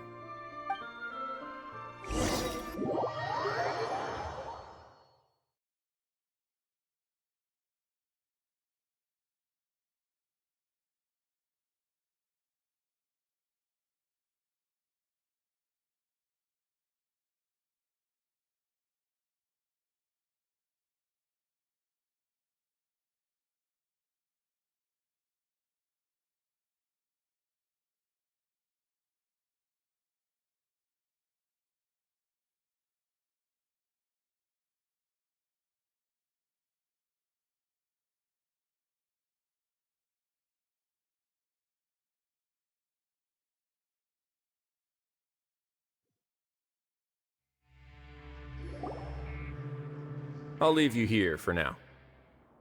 Oh, thank you so much. No worries. But don't forget, it's up to you whether or not you want to share what you just saw. What you do from here on out will likely affect those 3 as well.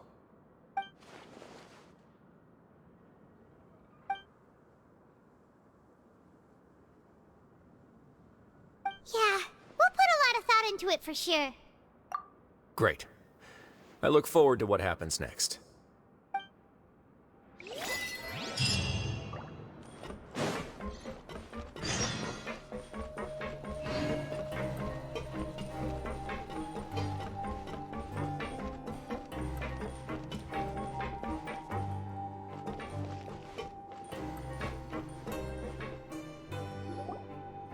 We're back!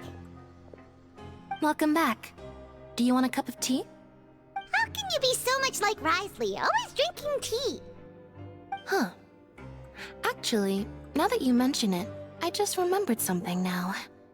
While I was sedated, I could still barely hear 2 people talking next to me. They were discussing everything, from the leaves to the water and even the teacups themselves. Must have been Risley and Sejuin. Yeah, I heard 1 male voice and 1 female, so it should have been the 2 of them. They really were just talking about brewing tea. I really can't make sense of this place. So, Traveler, Paimon, were you able to learn anything from Risley? Yeah, he explained everything. Very well. Then, would you mind checking your answers against my speculations? Yeah, I took the time to rest, so I'm feeling a lot more relaxed now. Nobody else is around, and Miss Sijuin is also busy with something or other. So let's just talk here. All right, then I'll posit my theories. I asked myself 3 questions. Firstly, why was Fremine affected by the primordial seawater? It was because he dove into the sea. My theory is, the long-lost primordial sea is probably very close to the fortress of Mirapede. Ooh, he's good. He got that right on the first try. That's our Lenny. Secondly, Wriothesley's attitude changed dramatically during the course of our stay here. He ignored us completely at first, then suddenly roadblocked us. Why? I spent quite a long time thinking about this. If he has been monitoring the Fatui since the very beginning, he probably ignored us at first because he was hoping we could find Master Child for him. What's more, the Fortress of Mirapede is not part of Fontaine's court system, nor does it report to Udex Nervulet. Wriothesley is basically the king of a no-man's land. As long as the fortress doesn't do anything about Master Child's disappearance, Father can use it to pressure the Fontaine authorities. And while the 2 factions are pitted against each other, Wriothesley will be free to move between the parties of interest. If I had to guess, he probably has something that he's working on himself. It's likely related to the secret of the infirmary, but I just can't think of what it could be. You're super smart. Thanks so much. Then finally, there's the last question. If Wriothesley does have a plan, what could it be? All I know for now is that his plan probably has something to do with the changing nature of the seawater. He's even gotten Cloran to help him out. That can't be the full extent of what he's doing.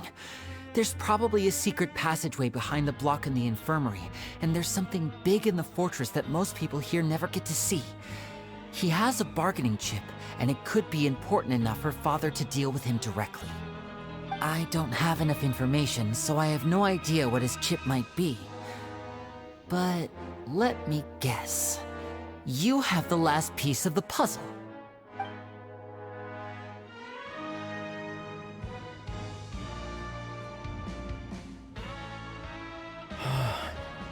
I can't believe it. The sea will engulf everyone. Just like the prophecy said. Could Wriothesley have wanted to meet Father to figure out a way to deal with this crisis? If you remember, I once mentioned that Father sees the House of the Hearth as her base of operations, and she truly wants to resolve the crisis. But how could Wriothesley have known that? Or perhaps he didn't know, and just wanted to bring Father over to his side? Which could be why he said he just wanted to negotiate. Yeah, that makes sense to me. I understand your concerns as well, Traveler. I'll figure out a way to pass this on to our father. No matter what, we're on your side. The 2 of you have already aided us far too much. We probably wouldn't be standing here right now if not for you. If you ever need anything else going forward, please come to the House of the Hearth at any time. Though you may not share the sentiment, after all that we've gone through together, the 3 of us basically see you as family now. You have my gratitude. Thank you for protecting Lenny when it really mattered. And thank you for sharing the secrets of the fortress with us. We didn't think you were going to do it. Why are you being so formal all of a sudden?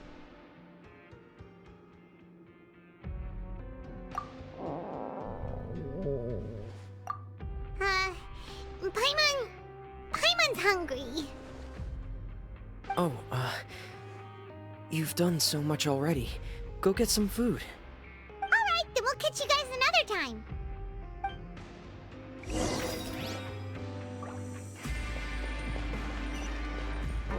We're way behind schedule.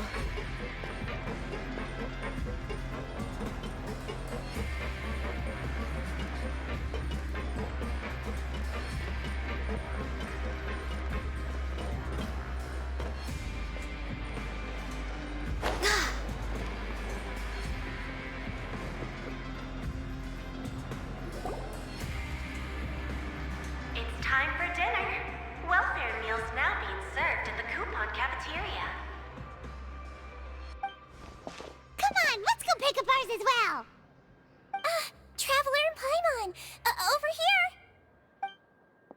Are you here for dinner too, Miss Sijween? Mm-hmm. And I'm taking the opportunity to prepare Miss Cloran's dinner as well. Huh. You're right. She's actually sitting in the fortress cafeteria. What would you like to eat? Yep, you can. I've already talked to our chef, Mr. Wolsey. It's all on me today, so you can get whatever you'd like.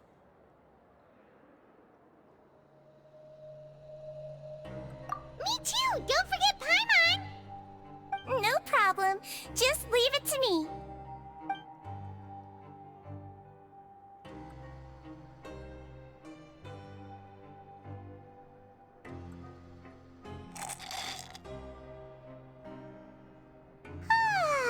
So delicious. Paimon's so happy. Paimon wants to feast like this every day. Feeling full yet? How's the food? Delicious.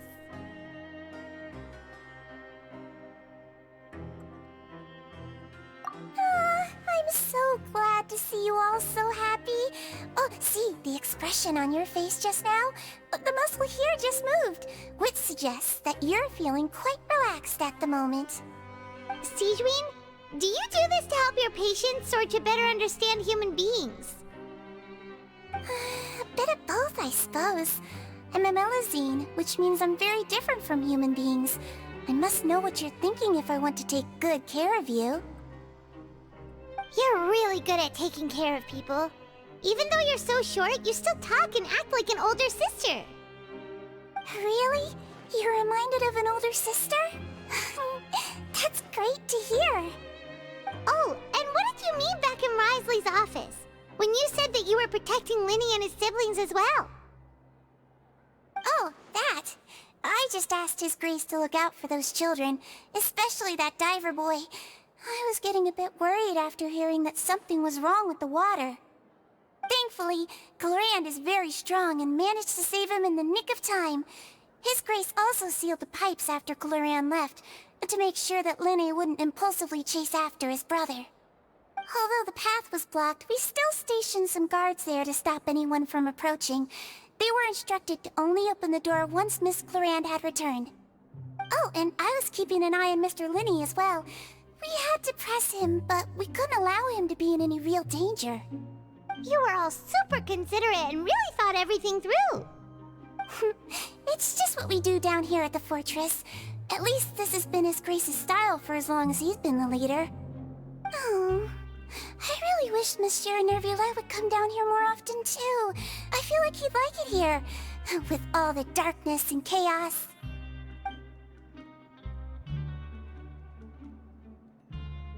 Get a good night's rest, you two. You both worked very hard.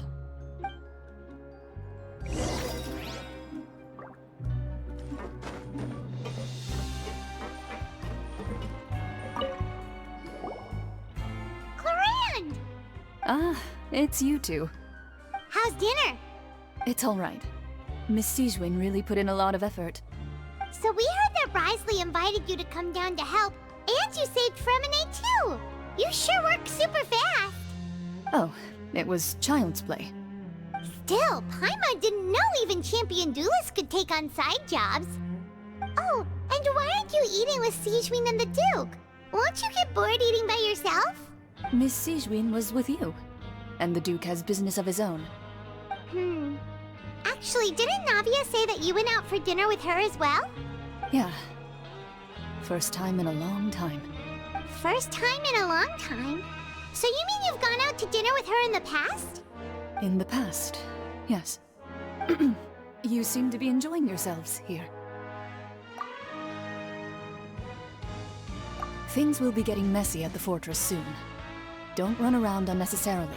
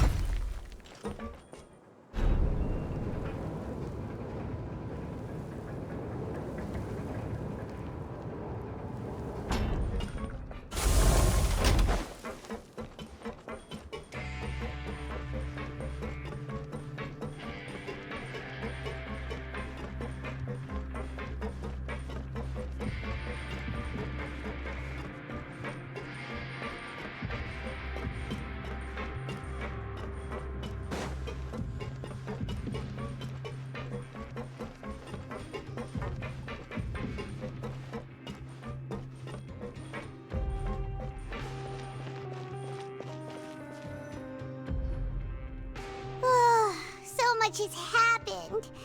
Paimon just feels absolutely exhausted now that she's finally relaxed. Paimon's super sleepy. Are you sleepy too?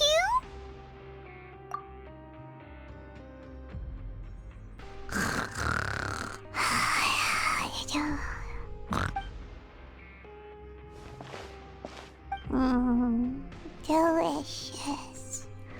Paimon wants seconds for free.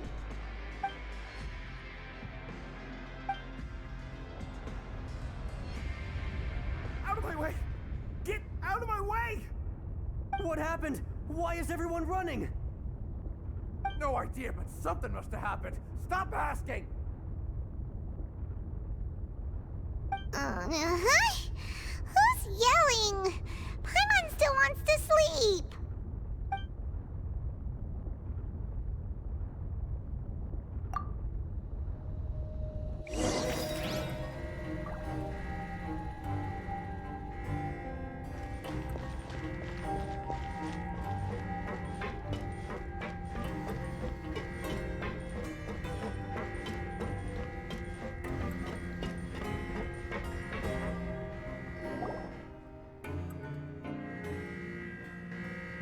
What happened? Why is everyone running around? Hey, what are you doing? No time to explain, mate. Goodbye! Hey, wait! What's wrong with these people? They won't even talk to us. They're here! Yeah, there you are! Oh, thank goodness! Quisto and Lavaroon, do you know what happened here? We came here especially to inform you. Something seems to have gone terribly wrong just now. His Grace is telling everyone to evacuate and get out of here. Lavaroon was saying you two are new here and you don't have many friends, so you might slip through the cracks. Haven't you heard all the stories like that? An evacuation is successfully completed, yet you only find out once you do a head count that 1 or 2 people are missing. Wait, weren't you the one who brought that up? Why is it suddenly my idea? Hey, shut up! Okay, whatever. The point is, you should come with us. Yeah, he said to get as far away as possible, upwards and outwards. Oh no, it can't be that thing! Whoa, wait, what? What? Hey, where are you going? We have to go find the Duke! You two just go and get out! Go on without us! Hey, hey! Be careful!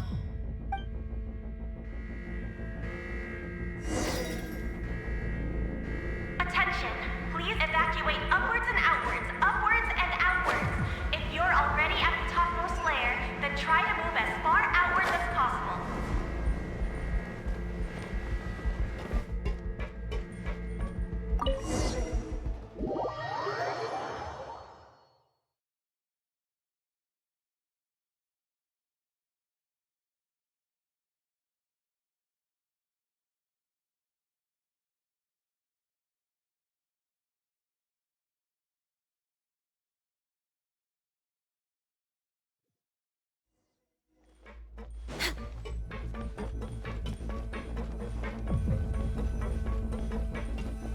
Healthy body, healthy mind.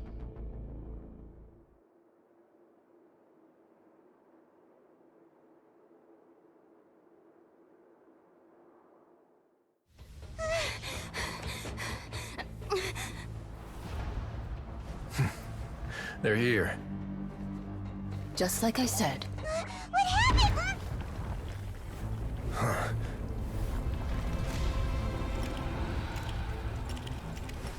You're just in time. But be ready to run.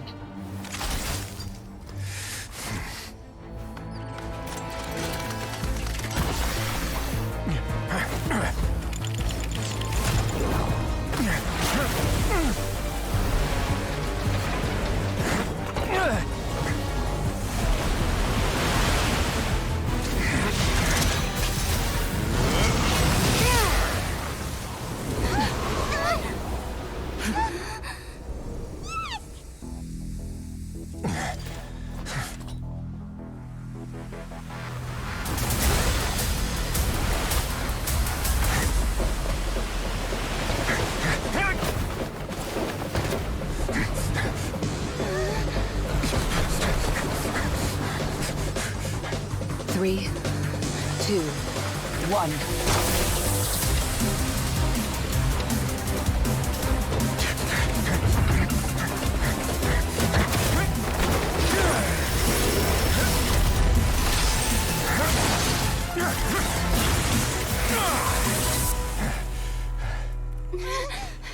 This won't hold it for long. Find Neuvillette. Tell him the defenses are about to collapse. Then what will happen to you? Until he arrives, we're the last line of defense.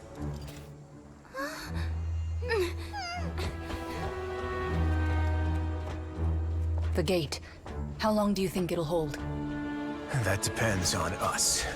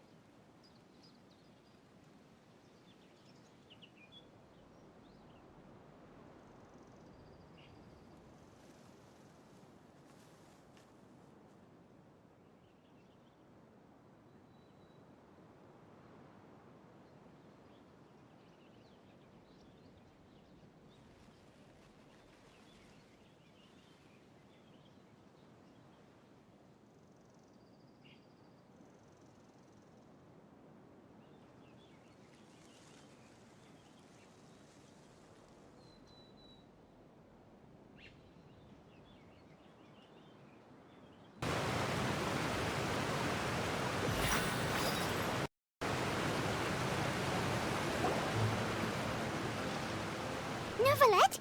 Why are you here? Traveler, I need you to head to the Opera House immediately. Farina will soon be meeting with the knave there. You must protect Farina, and make sure she doesn't spend too much time alone with her. Will do. You have my sincerest gratitude. We're way behind schedule.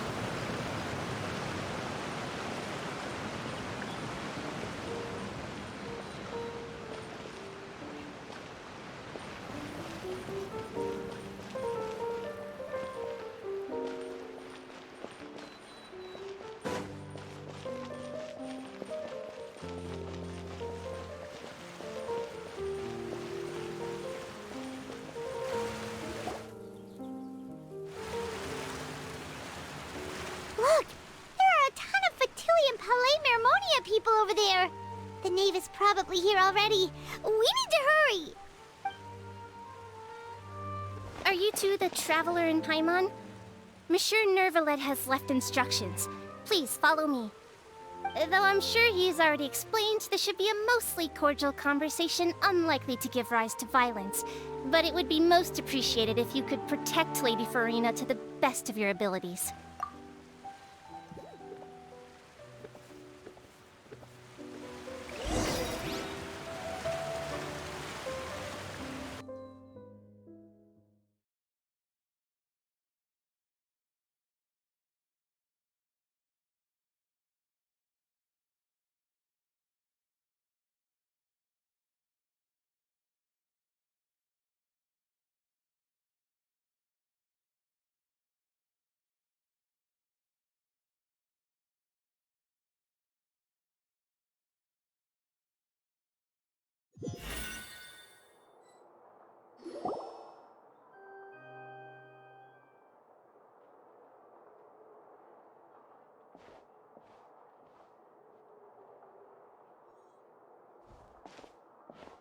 Oh, so you two are the honored guests Miss Farina mentioned. Of course, of course! How could they not attend a meeting such as this? I must always have 2 or more guests at my dessert table. Otherwise, the occasion would be too lonely and unbecoming of my station. It is my pleasure to make your acquaintance, traveler. I have heard much of your accomplishments. I am the Knave, one of the 11 Fatui Harbingers.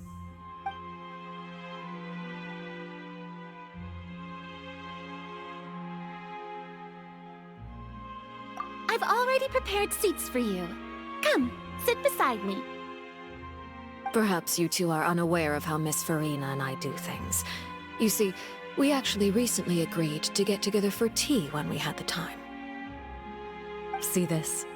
This is a limited type of confectionery that Miss Farina simply adores. There are only 16 slices sold every day. Here, why don't you and Paimon have a taste?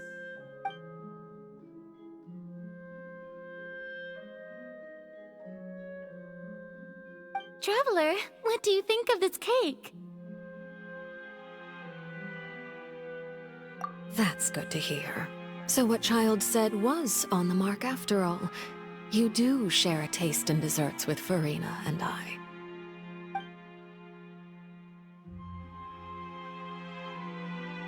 I wonder how he's doing nowadays. You must have heard, right? He's suddenly gone missing. I'm really worried about his safety, you know. Here's to hoping that he's an excellent swimmer. Since we're talking about him, I feel like I should add something. His martial prowess really looked certainly pretty impressive, yeah.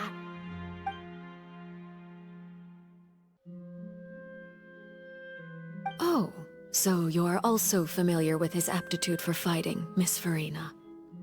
Oh, right. I almost forgot. Child was subdued by Udex Neuvillette right in front of you. Against ordinary people, my colleague would never be on the back foot. But alas, he just never imagined he'd run into such a person. I must express my admiration for Monsieur Neuvillette. Coming from you, that's not surprising at all. But I thought you would be happier to hear the news. Of course, but it's still a bit of a shame. You see, I would have been far happier had I received this news somewhat earlier. As you well know, a long time has passed since Child disappeared.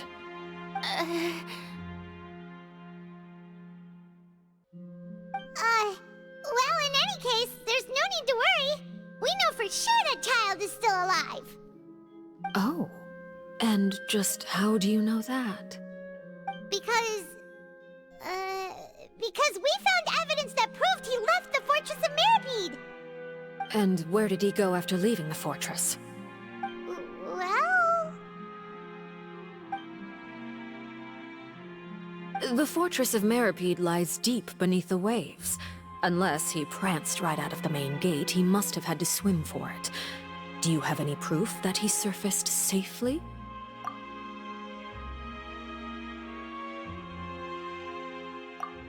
Ah, that is good news at least. His sister Tonya sent a letter to Fontaine not too long ago. Since he was unfortunately unavailable, I picked it up on his behalf. Do you have any idea how he usually writes back to his family? Dear Tonya, your letter made me feel like we were still enjoying our time in Snezhnaya together. I'm currently admiring the scenery on the streets in front of the Opera House. Is it something like that?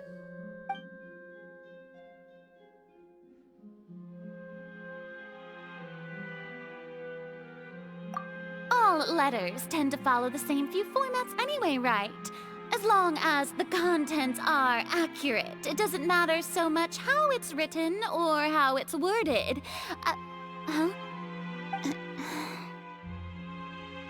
Hold on. The water in the teacup is shaking. I suppose this is also a sign of things to come, Miss Farina.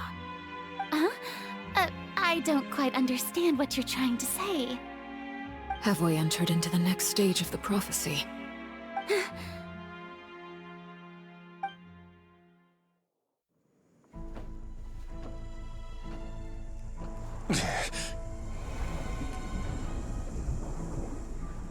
My thanks to you both. I will take it from here.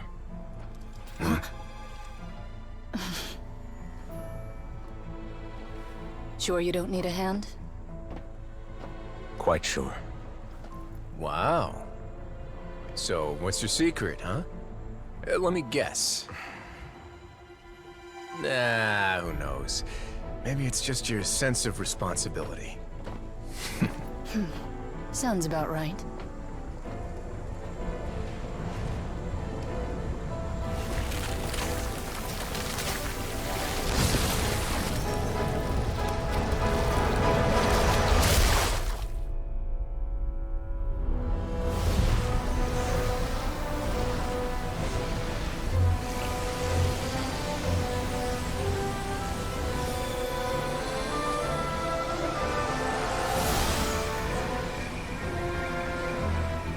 Day may come when the prophecy is fulfilled, and the waters burst forth.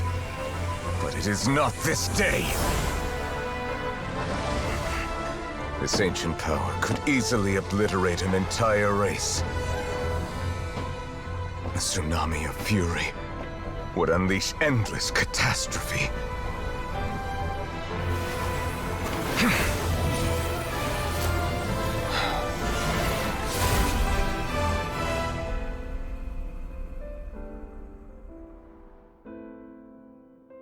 This sentence is too severe. Forgive me for overruling it.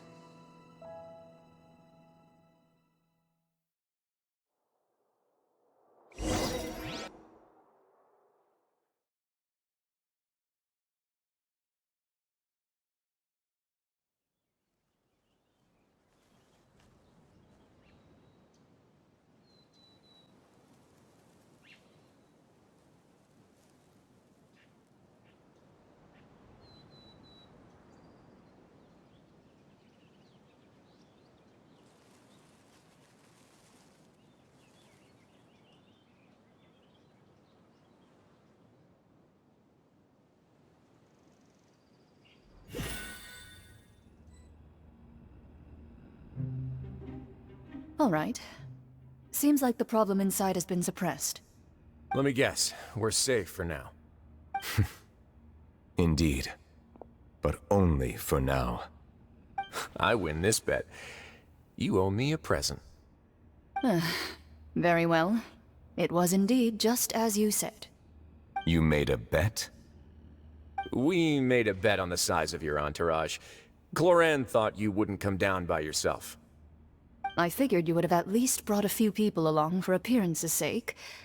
It appears I underestimated just how confidential the mission was. Shouldn't you have gotten used to confidential missions by now? That's just how the courts operate. So what gift must the loser give? Tea? He already has tons of tea in his office. I'm thinking about a set of legal codices. That wouldn't happen to be a dig at my lack of legal awareness, would it? Well, I'm sure His Grace doesn't consider the fortress to be outside the law. I was under the impression the residents of a place like this would be uninterested in the legal codices. That was obviously a joke. Anyway, you've still got some unfinished business to attend to in the overworld, correct? No need to stay here if you have a pressing matter. We all know you can't leave Palais Mermonia for long. Thank you. I hope everything went smoothly with the Fatui Harbinger.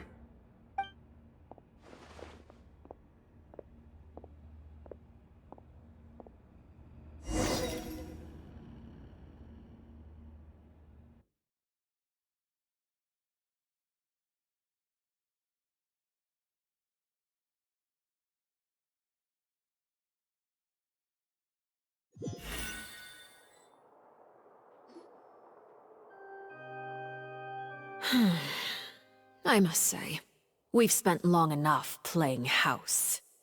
Miss Farina, as the Hydro Archon, I am sure you understand the exact meaning of the phenomenon we just witnessed. Or should I say, that's what I originally thought. But looking at your expression, was I wrong? And you haven't a clue? What are you trying to say? At this point, I don't think there's any more need to speak as diplomatic representatives. Allow me to speak to you now as just a Fontainian. You know the prophecy by heart, and also that every part of it is being proven true. Yet, here you are, relaxing, drinking tea, and eating desserts as if it's all nothing more than a few stray bugs in your garden. Do you really think that's acceptable? The prophecy's hanging above our necks like a guillotine. Every faction is looking for a way to either avert the disaster or save their own. Even the orphans of the House of the Hearth have devoted everything to saving their homeland. But you? It beggars belief just how nonchalant and carefree you have been. From the very beginning, you, the god Focalor, you have utterly failed to take action. You're wrong. I've never ignored the prophecy, nor have I just been passing the time in self-indulgence. Retract your accusation and stop doubting the wisdom of the gods with such absurd conjectures! I am not alone in my doubts, you know. All the children of Fontaine may be harboring the exact same thoughts right now. Oh, great Hydro Archon. How are you going to save them? Save us? How are the people you've sworn to protect supposed to survive in a land that will soon disappear beneath the waves? I have my ways, and I've been working on them for all this time. Even if you look down upon me, you have no right to judge me! Fontaine will be saved. Even if I still cannot see the true future right now, as long as I continue on as I am, I will be able to hold my head up high!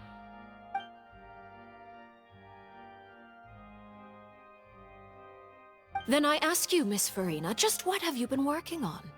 Where can we see it, and what is it doing to help?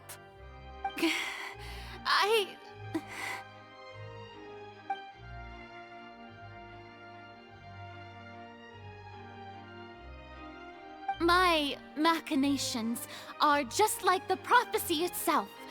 They will only reveal themselves at the fated time.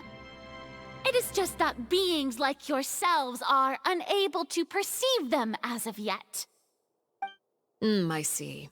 As a god, the proof of your labor always lies beyond prying mortal eyes. Allow me to be so bold as to ask another way. Would it be possible for you to tell us the parts of your plan that are not confidential? Such as your emergency response plan for the impending disaster? An emergency response plan? Oh, that look in your eyes. Have you not even prepared one of those? The emergency response plan is also strictly confidential. Then allow me to jog your memory. Miss Farina, what is the purpose of your Oratrice Mécanique d'Analyse Cardinal? And what do you plan to do with the massive amounts of indemnitium that has accumulated over the years? The Oratrice? It's just like it appears to be. So you also have no idea. If I'm not mistaken, someone's using it to prepare for something. But unfortunately, it would seem that someone is not you, Miss Farina. I first caught wind of this when Linny tried to investigate the Oratrice in the Opera House. You see, even just getting close to the core contaminated him with an extremely large amount of indemnitium. But even if that had nothing to do with you, then what could you possibly be working on, oh great Hydro Archon? Oh, right. I almost forgot. Udex Neuvillette is not at the tea party with us today.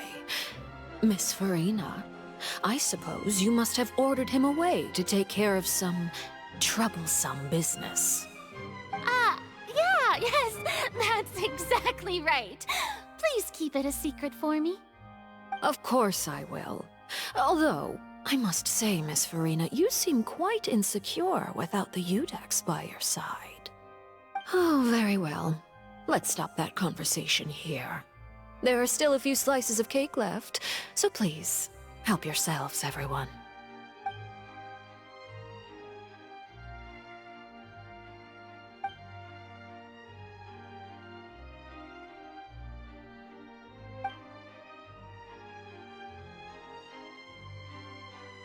Traveler, I heard that you were recently commissioned to handle a few matters on behalf of the Udex.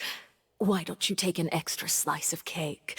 Those who work hard deserve gratitude and praise. You too, Paimon. Thank you. Paimon will take you up on that offer.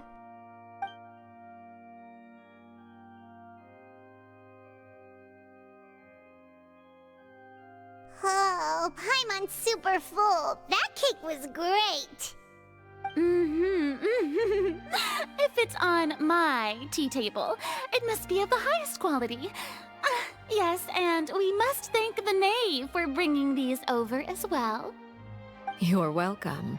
I'm sure the cake also felt greatly honored to be featured at Miss Farina's table, and I was merely catering to Miss Farina's tastes, seeking a chance to chat over tea. It is getting late. Why don't we call it a day? There are still a few matters that I need to take care of, so I must take my leave now. Very well. We'll end it here. Mind seeing me off, Traveler? We could use the opportunity to discuss Child before I must be on my way. Paimon's coming too!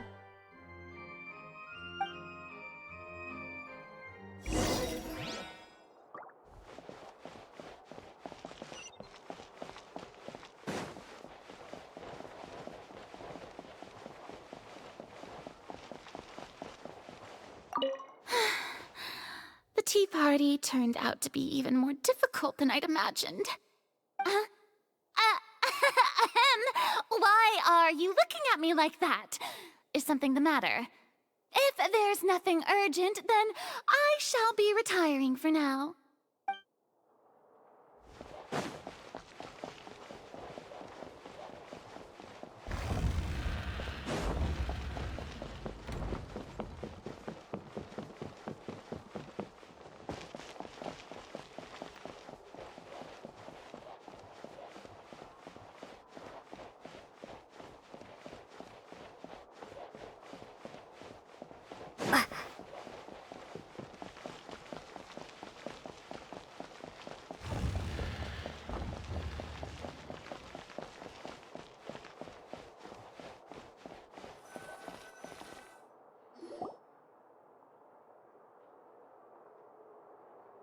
I'm glad that you were willing to come with me. Of course, Child was just an excuse. I have no interest in your dealings with him. That's what Paimon thought. You lent your aid to the children of the House of the Hearth. As their father, I would like to express my gratitude. Do I look like an irresponsible father to you? The House of the Hearth is very important to me. You should know that I care deeply about my children. That was all. Formal topics should be discussed in formal settings, and informal topics in informal settings. I know you just returned from the fortress of Meripede. Relax. I have no intention of trying to get anything out of you. Linny, Lynette, and Fremine are still there, and I trust their judgment and abilities. They've all been working very hard and have always done all they can to fight back against anyone who tried to stop them, especially Linny. You mean Wriothesley.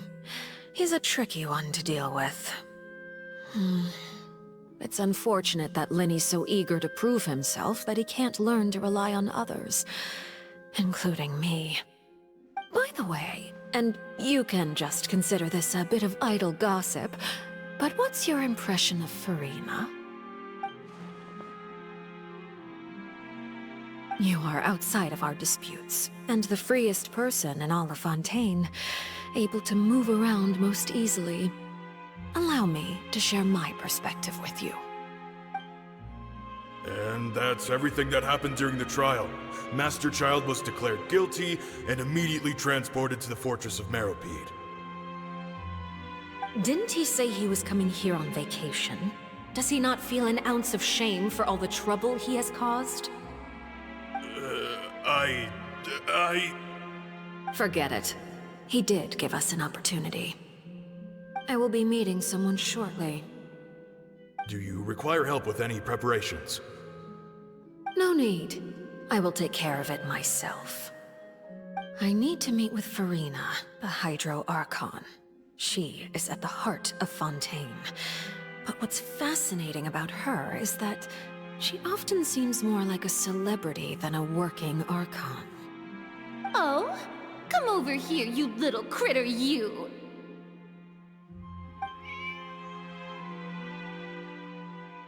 You dare to run from me? Stop right this instant! My goal is just to discover the location of the Gnosis. But I didn't expect the chance to approach Farina to be handed to me on a silver platter. This is so easy, it's actually making me a bit suspicious. Anything left unguarded is usually just bait. But no one will blame someone for taking the bait.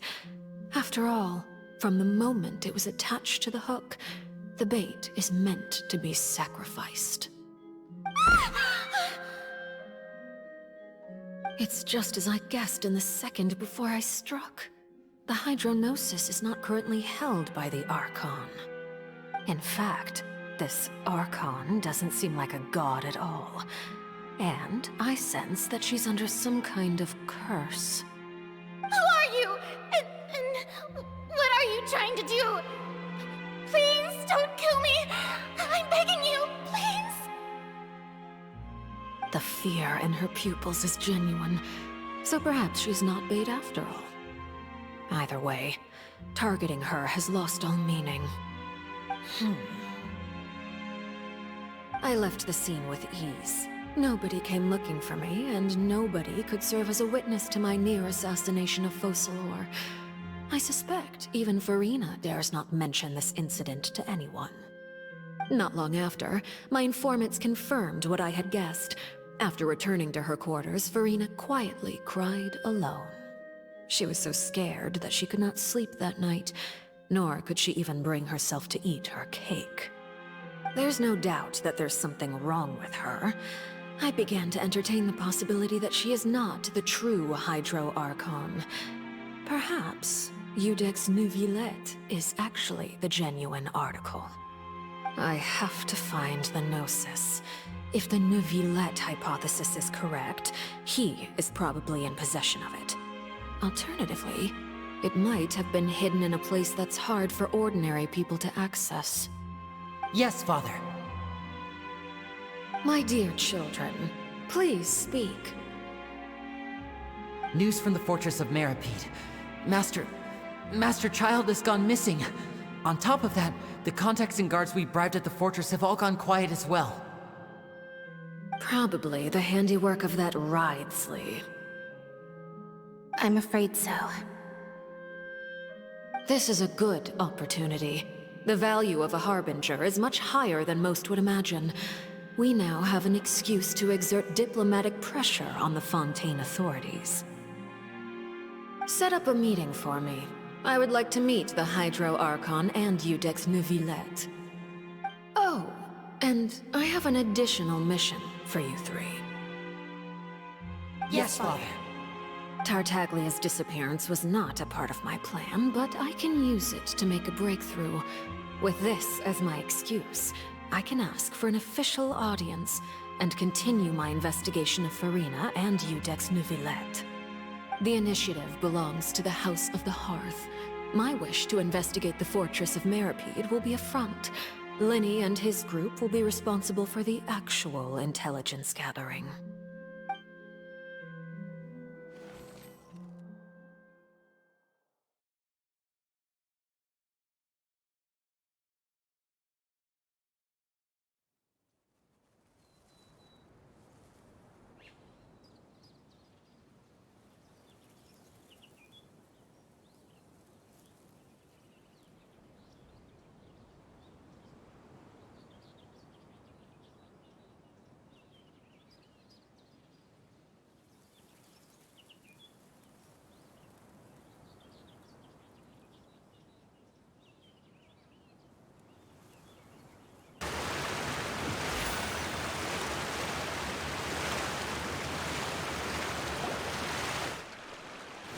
You should know the rest.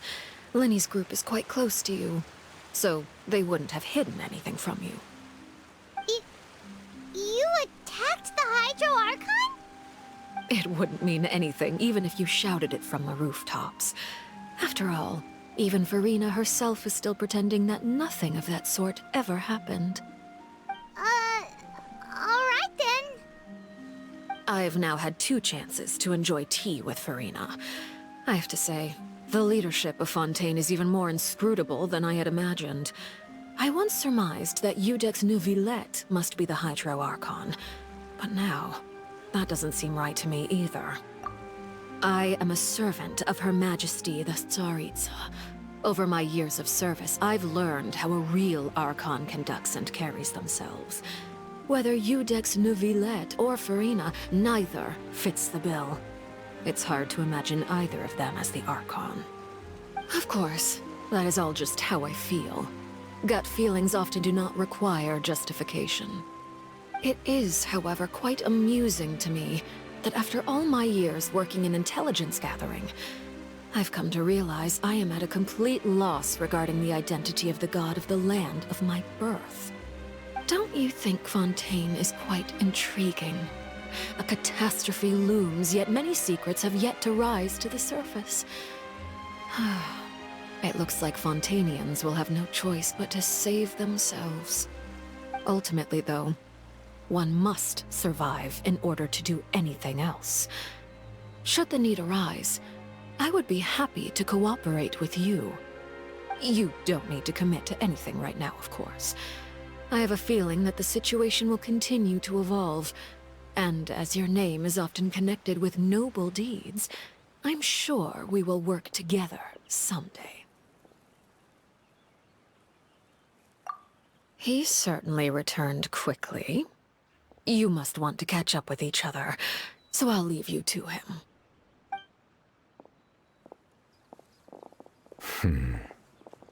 Neuvillette, is it over?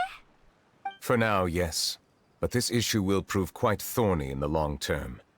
I'm concerned that sooner or later the prophesized events will occur. Thank you for protecting Farina. To put it simply, I used my power to force back the Primordial Sea and reseal the sluice gate.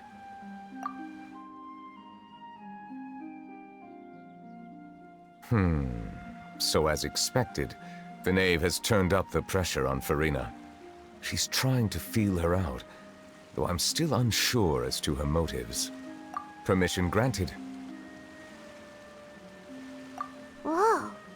It can't be that you're the real Hydro Archon, right? But that's just a speculation on our part, though. You can't tell us? Then that's okay. We can talk about something else. We won't try to force you. You guys in Fontaine are super strange. If by the phrase, "you guys," you are referring to Farina and I, then although I'm not sure just what you are trying to imply, I must clarify that I do not share her positions on a multitude of topics. I believe so. The fortress has a long and complex history. It has seen much grief and suffering. And now, another catastrophe will soon be upon us. I mourn this turn of events. Huh? Why is it raining all of a sudden?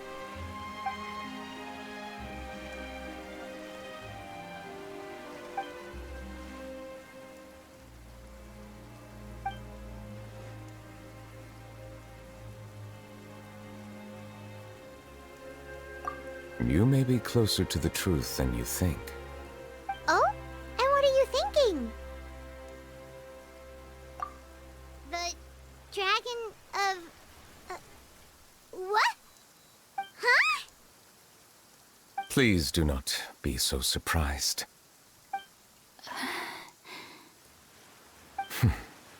Farina?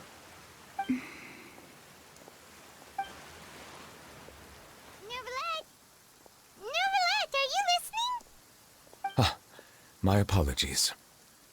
We were just guessing randomly. We didn't guess right, did we? You're not actually the dragon sovereign of water, right? Well, if you don't want to confirm or deny... You guessed correctly. I sincerely hope you'll be able to keep this a secret for me. Right, of course. We'll definitely help you keep it a secret. There's still something Paimon wants to ask you, though. Please, go ahead. Well, if you are the Dragon Sovereign of Water, and you were able to force back the primordial sea from the fortress, then since Fontaine's prophecy is all about seawater, couldn't you just use your power to solve the crisis?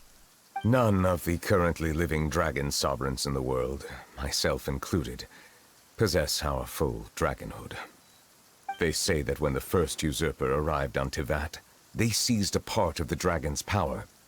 Today, that stolen power is the basis of the Archon's authorities. There are 7 elemental archons and 7 matching dragon sovereigns. The dragon sovereign of water who lived through that era perished a long time ago. As their successor, I know far less of that part of our ancient history. In any case, I believe I will not be able to do much unless the Archon disappears and returns their elemental authority to me. Given the status quo, however, I would recommend finding another way to deal with the prophecy. Oh, so even you can't solve it. I still have some urgent matters to attend to at my office. If you have any more questions regarding ancient history, you are welcome to discuss them with me at a later time. Please go right ahead. There's a place that Paimon wants to go too.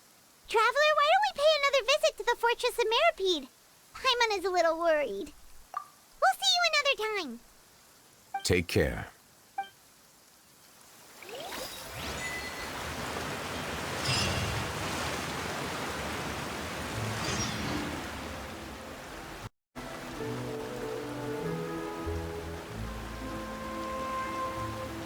If you lie on the grass, you can feel the heartbeat of the world.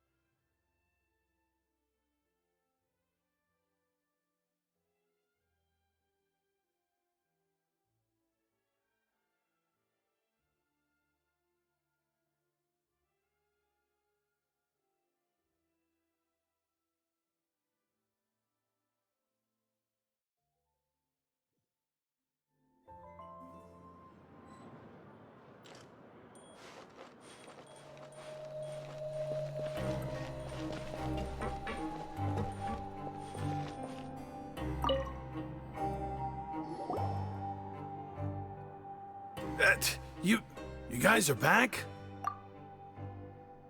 Macaroon! You guys didn't get caught and thrown back down here, right? Huh? No, not at all. And here I thought you'd managed to escape from jail during all the commotion. I'd held you up as legendary jailbreakers, but now you're telling me you just never left? We're sorry, but we just had some business to take care of. All right. There's no need to get caught up in the details. We're just relieved to see you. He was super worried about you, you know. Hey, it wasn't just me. Weren't you super worried as well? Something like that, yeah. I was also transferred to work in the kitchen a few days ago. I can still hear Quisto mumbling to the carrots. Are those two all right? Do you think they made it out alive? Whenever he'd say that, I'd tell him I'm sure they're fine. Wherever they are, they're kicking back with drinks in hand, enjoying the lovely scenery. Hey, there's nothing wrong with worrying about your prison pals, is there? I mean, considering how they always love listening to all my gossip. These two. They sure are a lot warmer and friendlier than when Paimon first met them. Oh, well, if you say so. I'll be watching you to make sure you finish every last bite.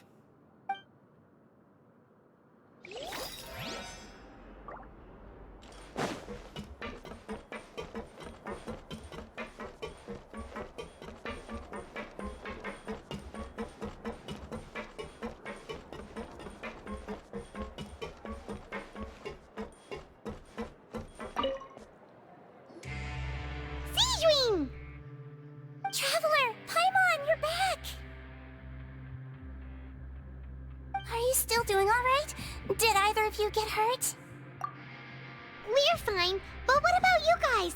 It was such a huge mess. How bad was it?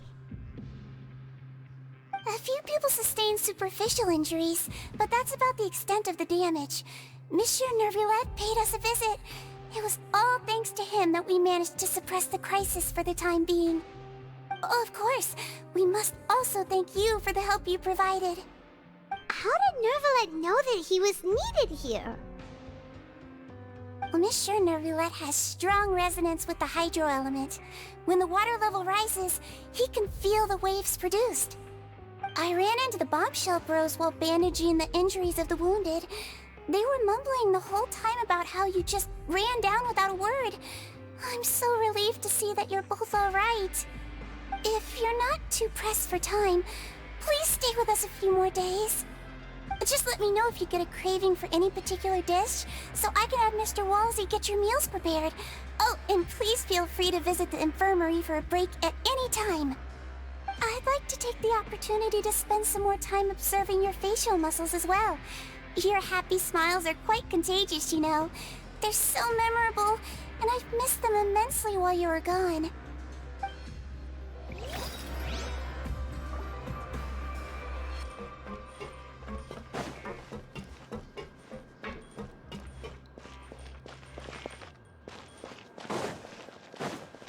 Next on the agenda...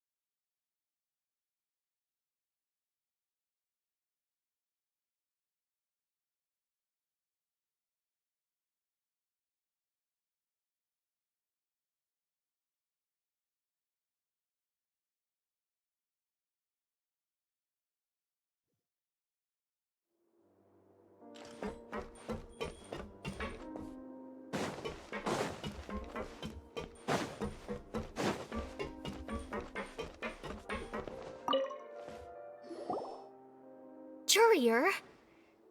Miss Sijween told me you still haven't eaten. Yeah, I was working on something, so I forgot. That's no excuse for... Huh? It's you two. Junior! Lurvine! We're back! Hello there. It's been quite the mess here recently. How have you been? And you? Are you still taking the secret passageway from the infirmary to work on the ship? Yep. That is still top secret, though. So don't say a word to anyone.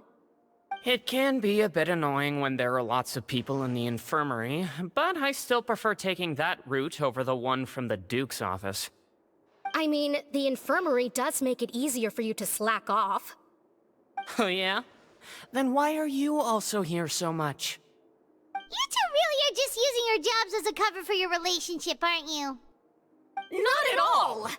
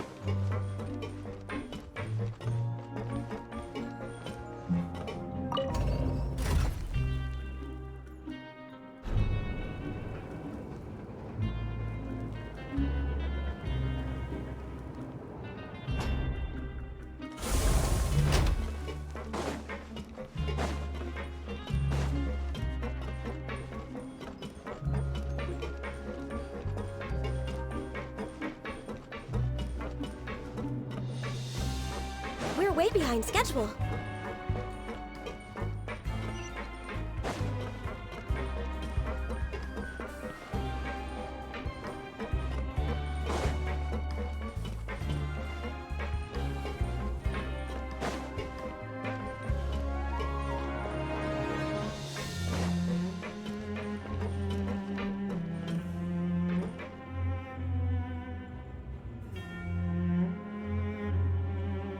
Now guess, what suit will this next card be?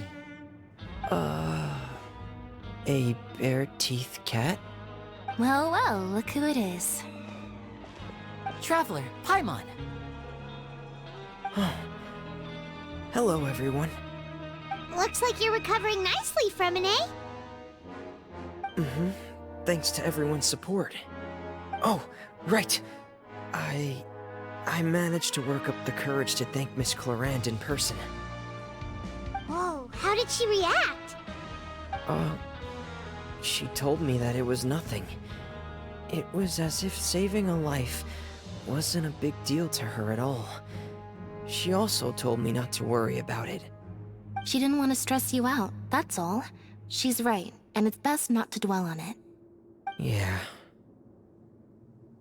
Okay, but check this out. We went back to the opera house and we met the knave. You met Father? Did she say anything to you? She said a few things that were, a bit hard to understand. And also that she's looking forward to working with us in the future. Her attitude towards you is even better than what we'd imagined. That's fantastic. You should believe her. She has her own way of doing things, and she'll do everything in her power to help those she considers close, which now might also include you. Mm-hmm. Father is very capable, and also trustworthy. Oh, Paimon just remembered that she thought Lenny was a bit too proud as well. She said that you should learn how to rely on others sometimes. Got it. Huh. That does sound like something that Father would say. Hey! Are you going to stay here for the next few days? Looks like it, yeah. Excellent. I will host a tea party. For real? Then Paimon wants another serving of cake. Another implies that you were already served some delicious cake while you were up there. How lovely. Well, next time, you're going to have tea and snacks with us.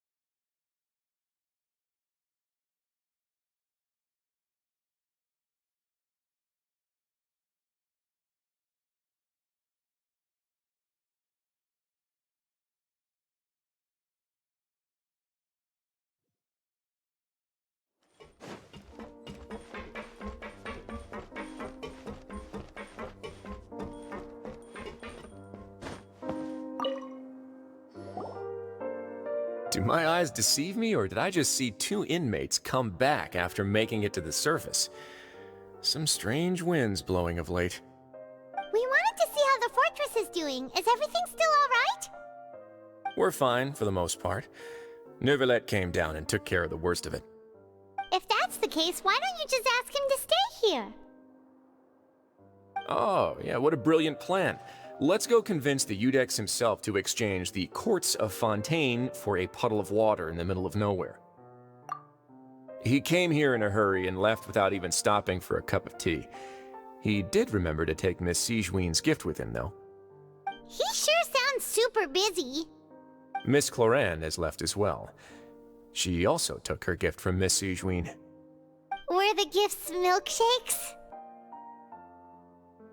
Neuvillette got the milkshake. Clorand received lipstick instead.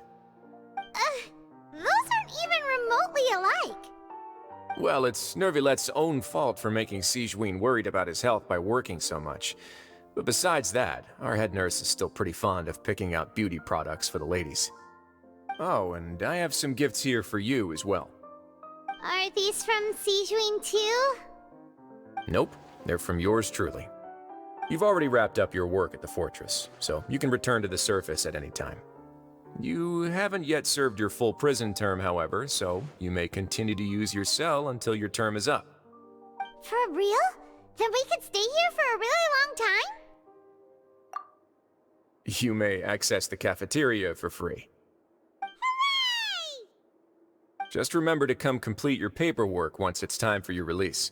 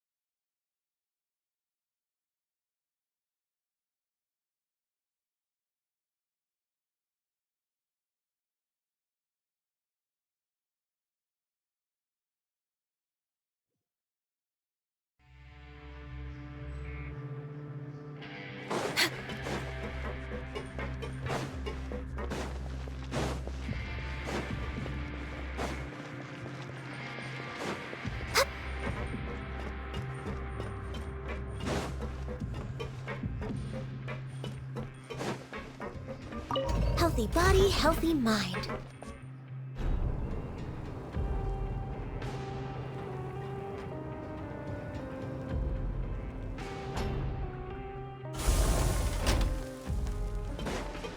Next on the agenda...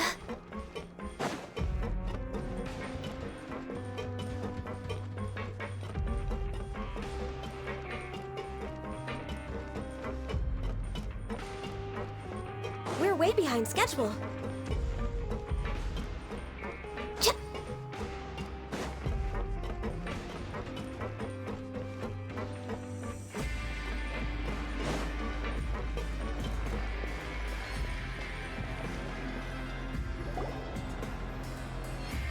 We're back in our cell again. We're no longer prisoners, though, so it really doesn't feel the same. Being free sure feels pretty special now. Huh? How did you know? Hey, that's not true! All right. Okay, Paimon just wanted to say that we really are an amazing duo after all. It's like we've now gone to so many places together and become friends with so many people. We've never stopped traveling or stopped meeting new friends. There are so many bad things in the world, and we're just two people, but we've still been solving problems no matter where we go. Isn't that pretty cool? You're counting Paimon today? Aren't you the only adventurer here? Then let's ask Catherine to give Paimon an adventurer handbook as well. Paimon will also be an adventurer from today forward. Just our thoughts making Paimon giddy. Paimon's gonna crash, so you sleep soon too. The last time we fell asleep here, we woke up to a whole mess outside our cell. The primordial seawater nearly rose up. That was so scary. We should be safe now, right? Alright then, good night to you, travelers.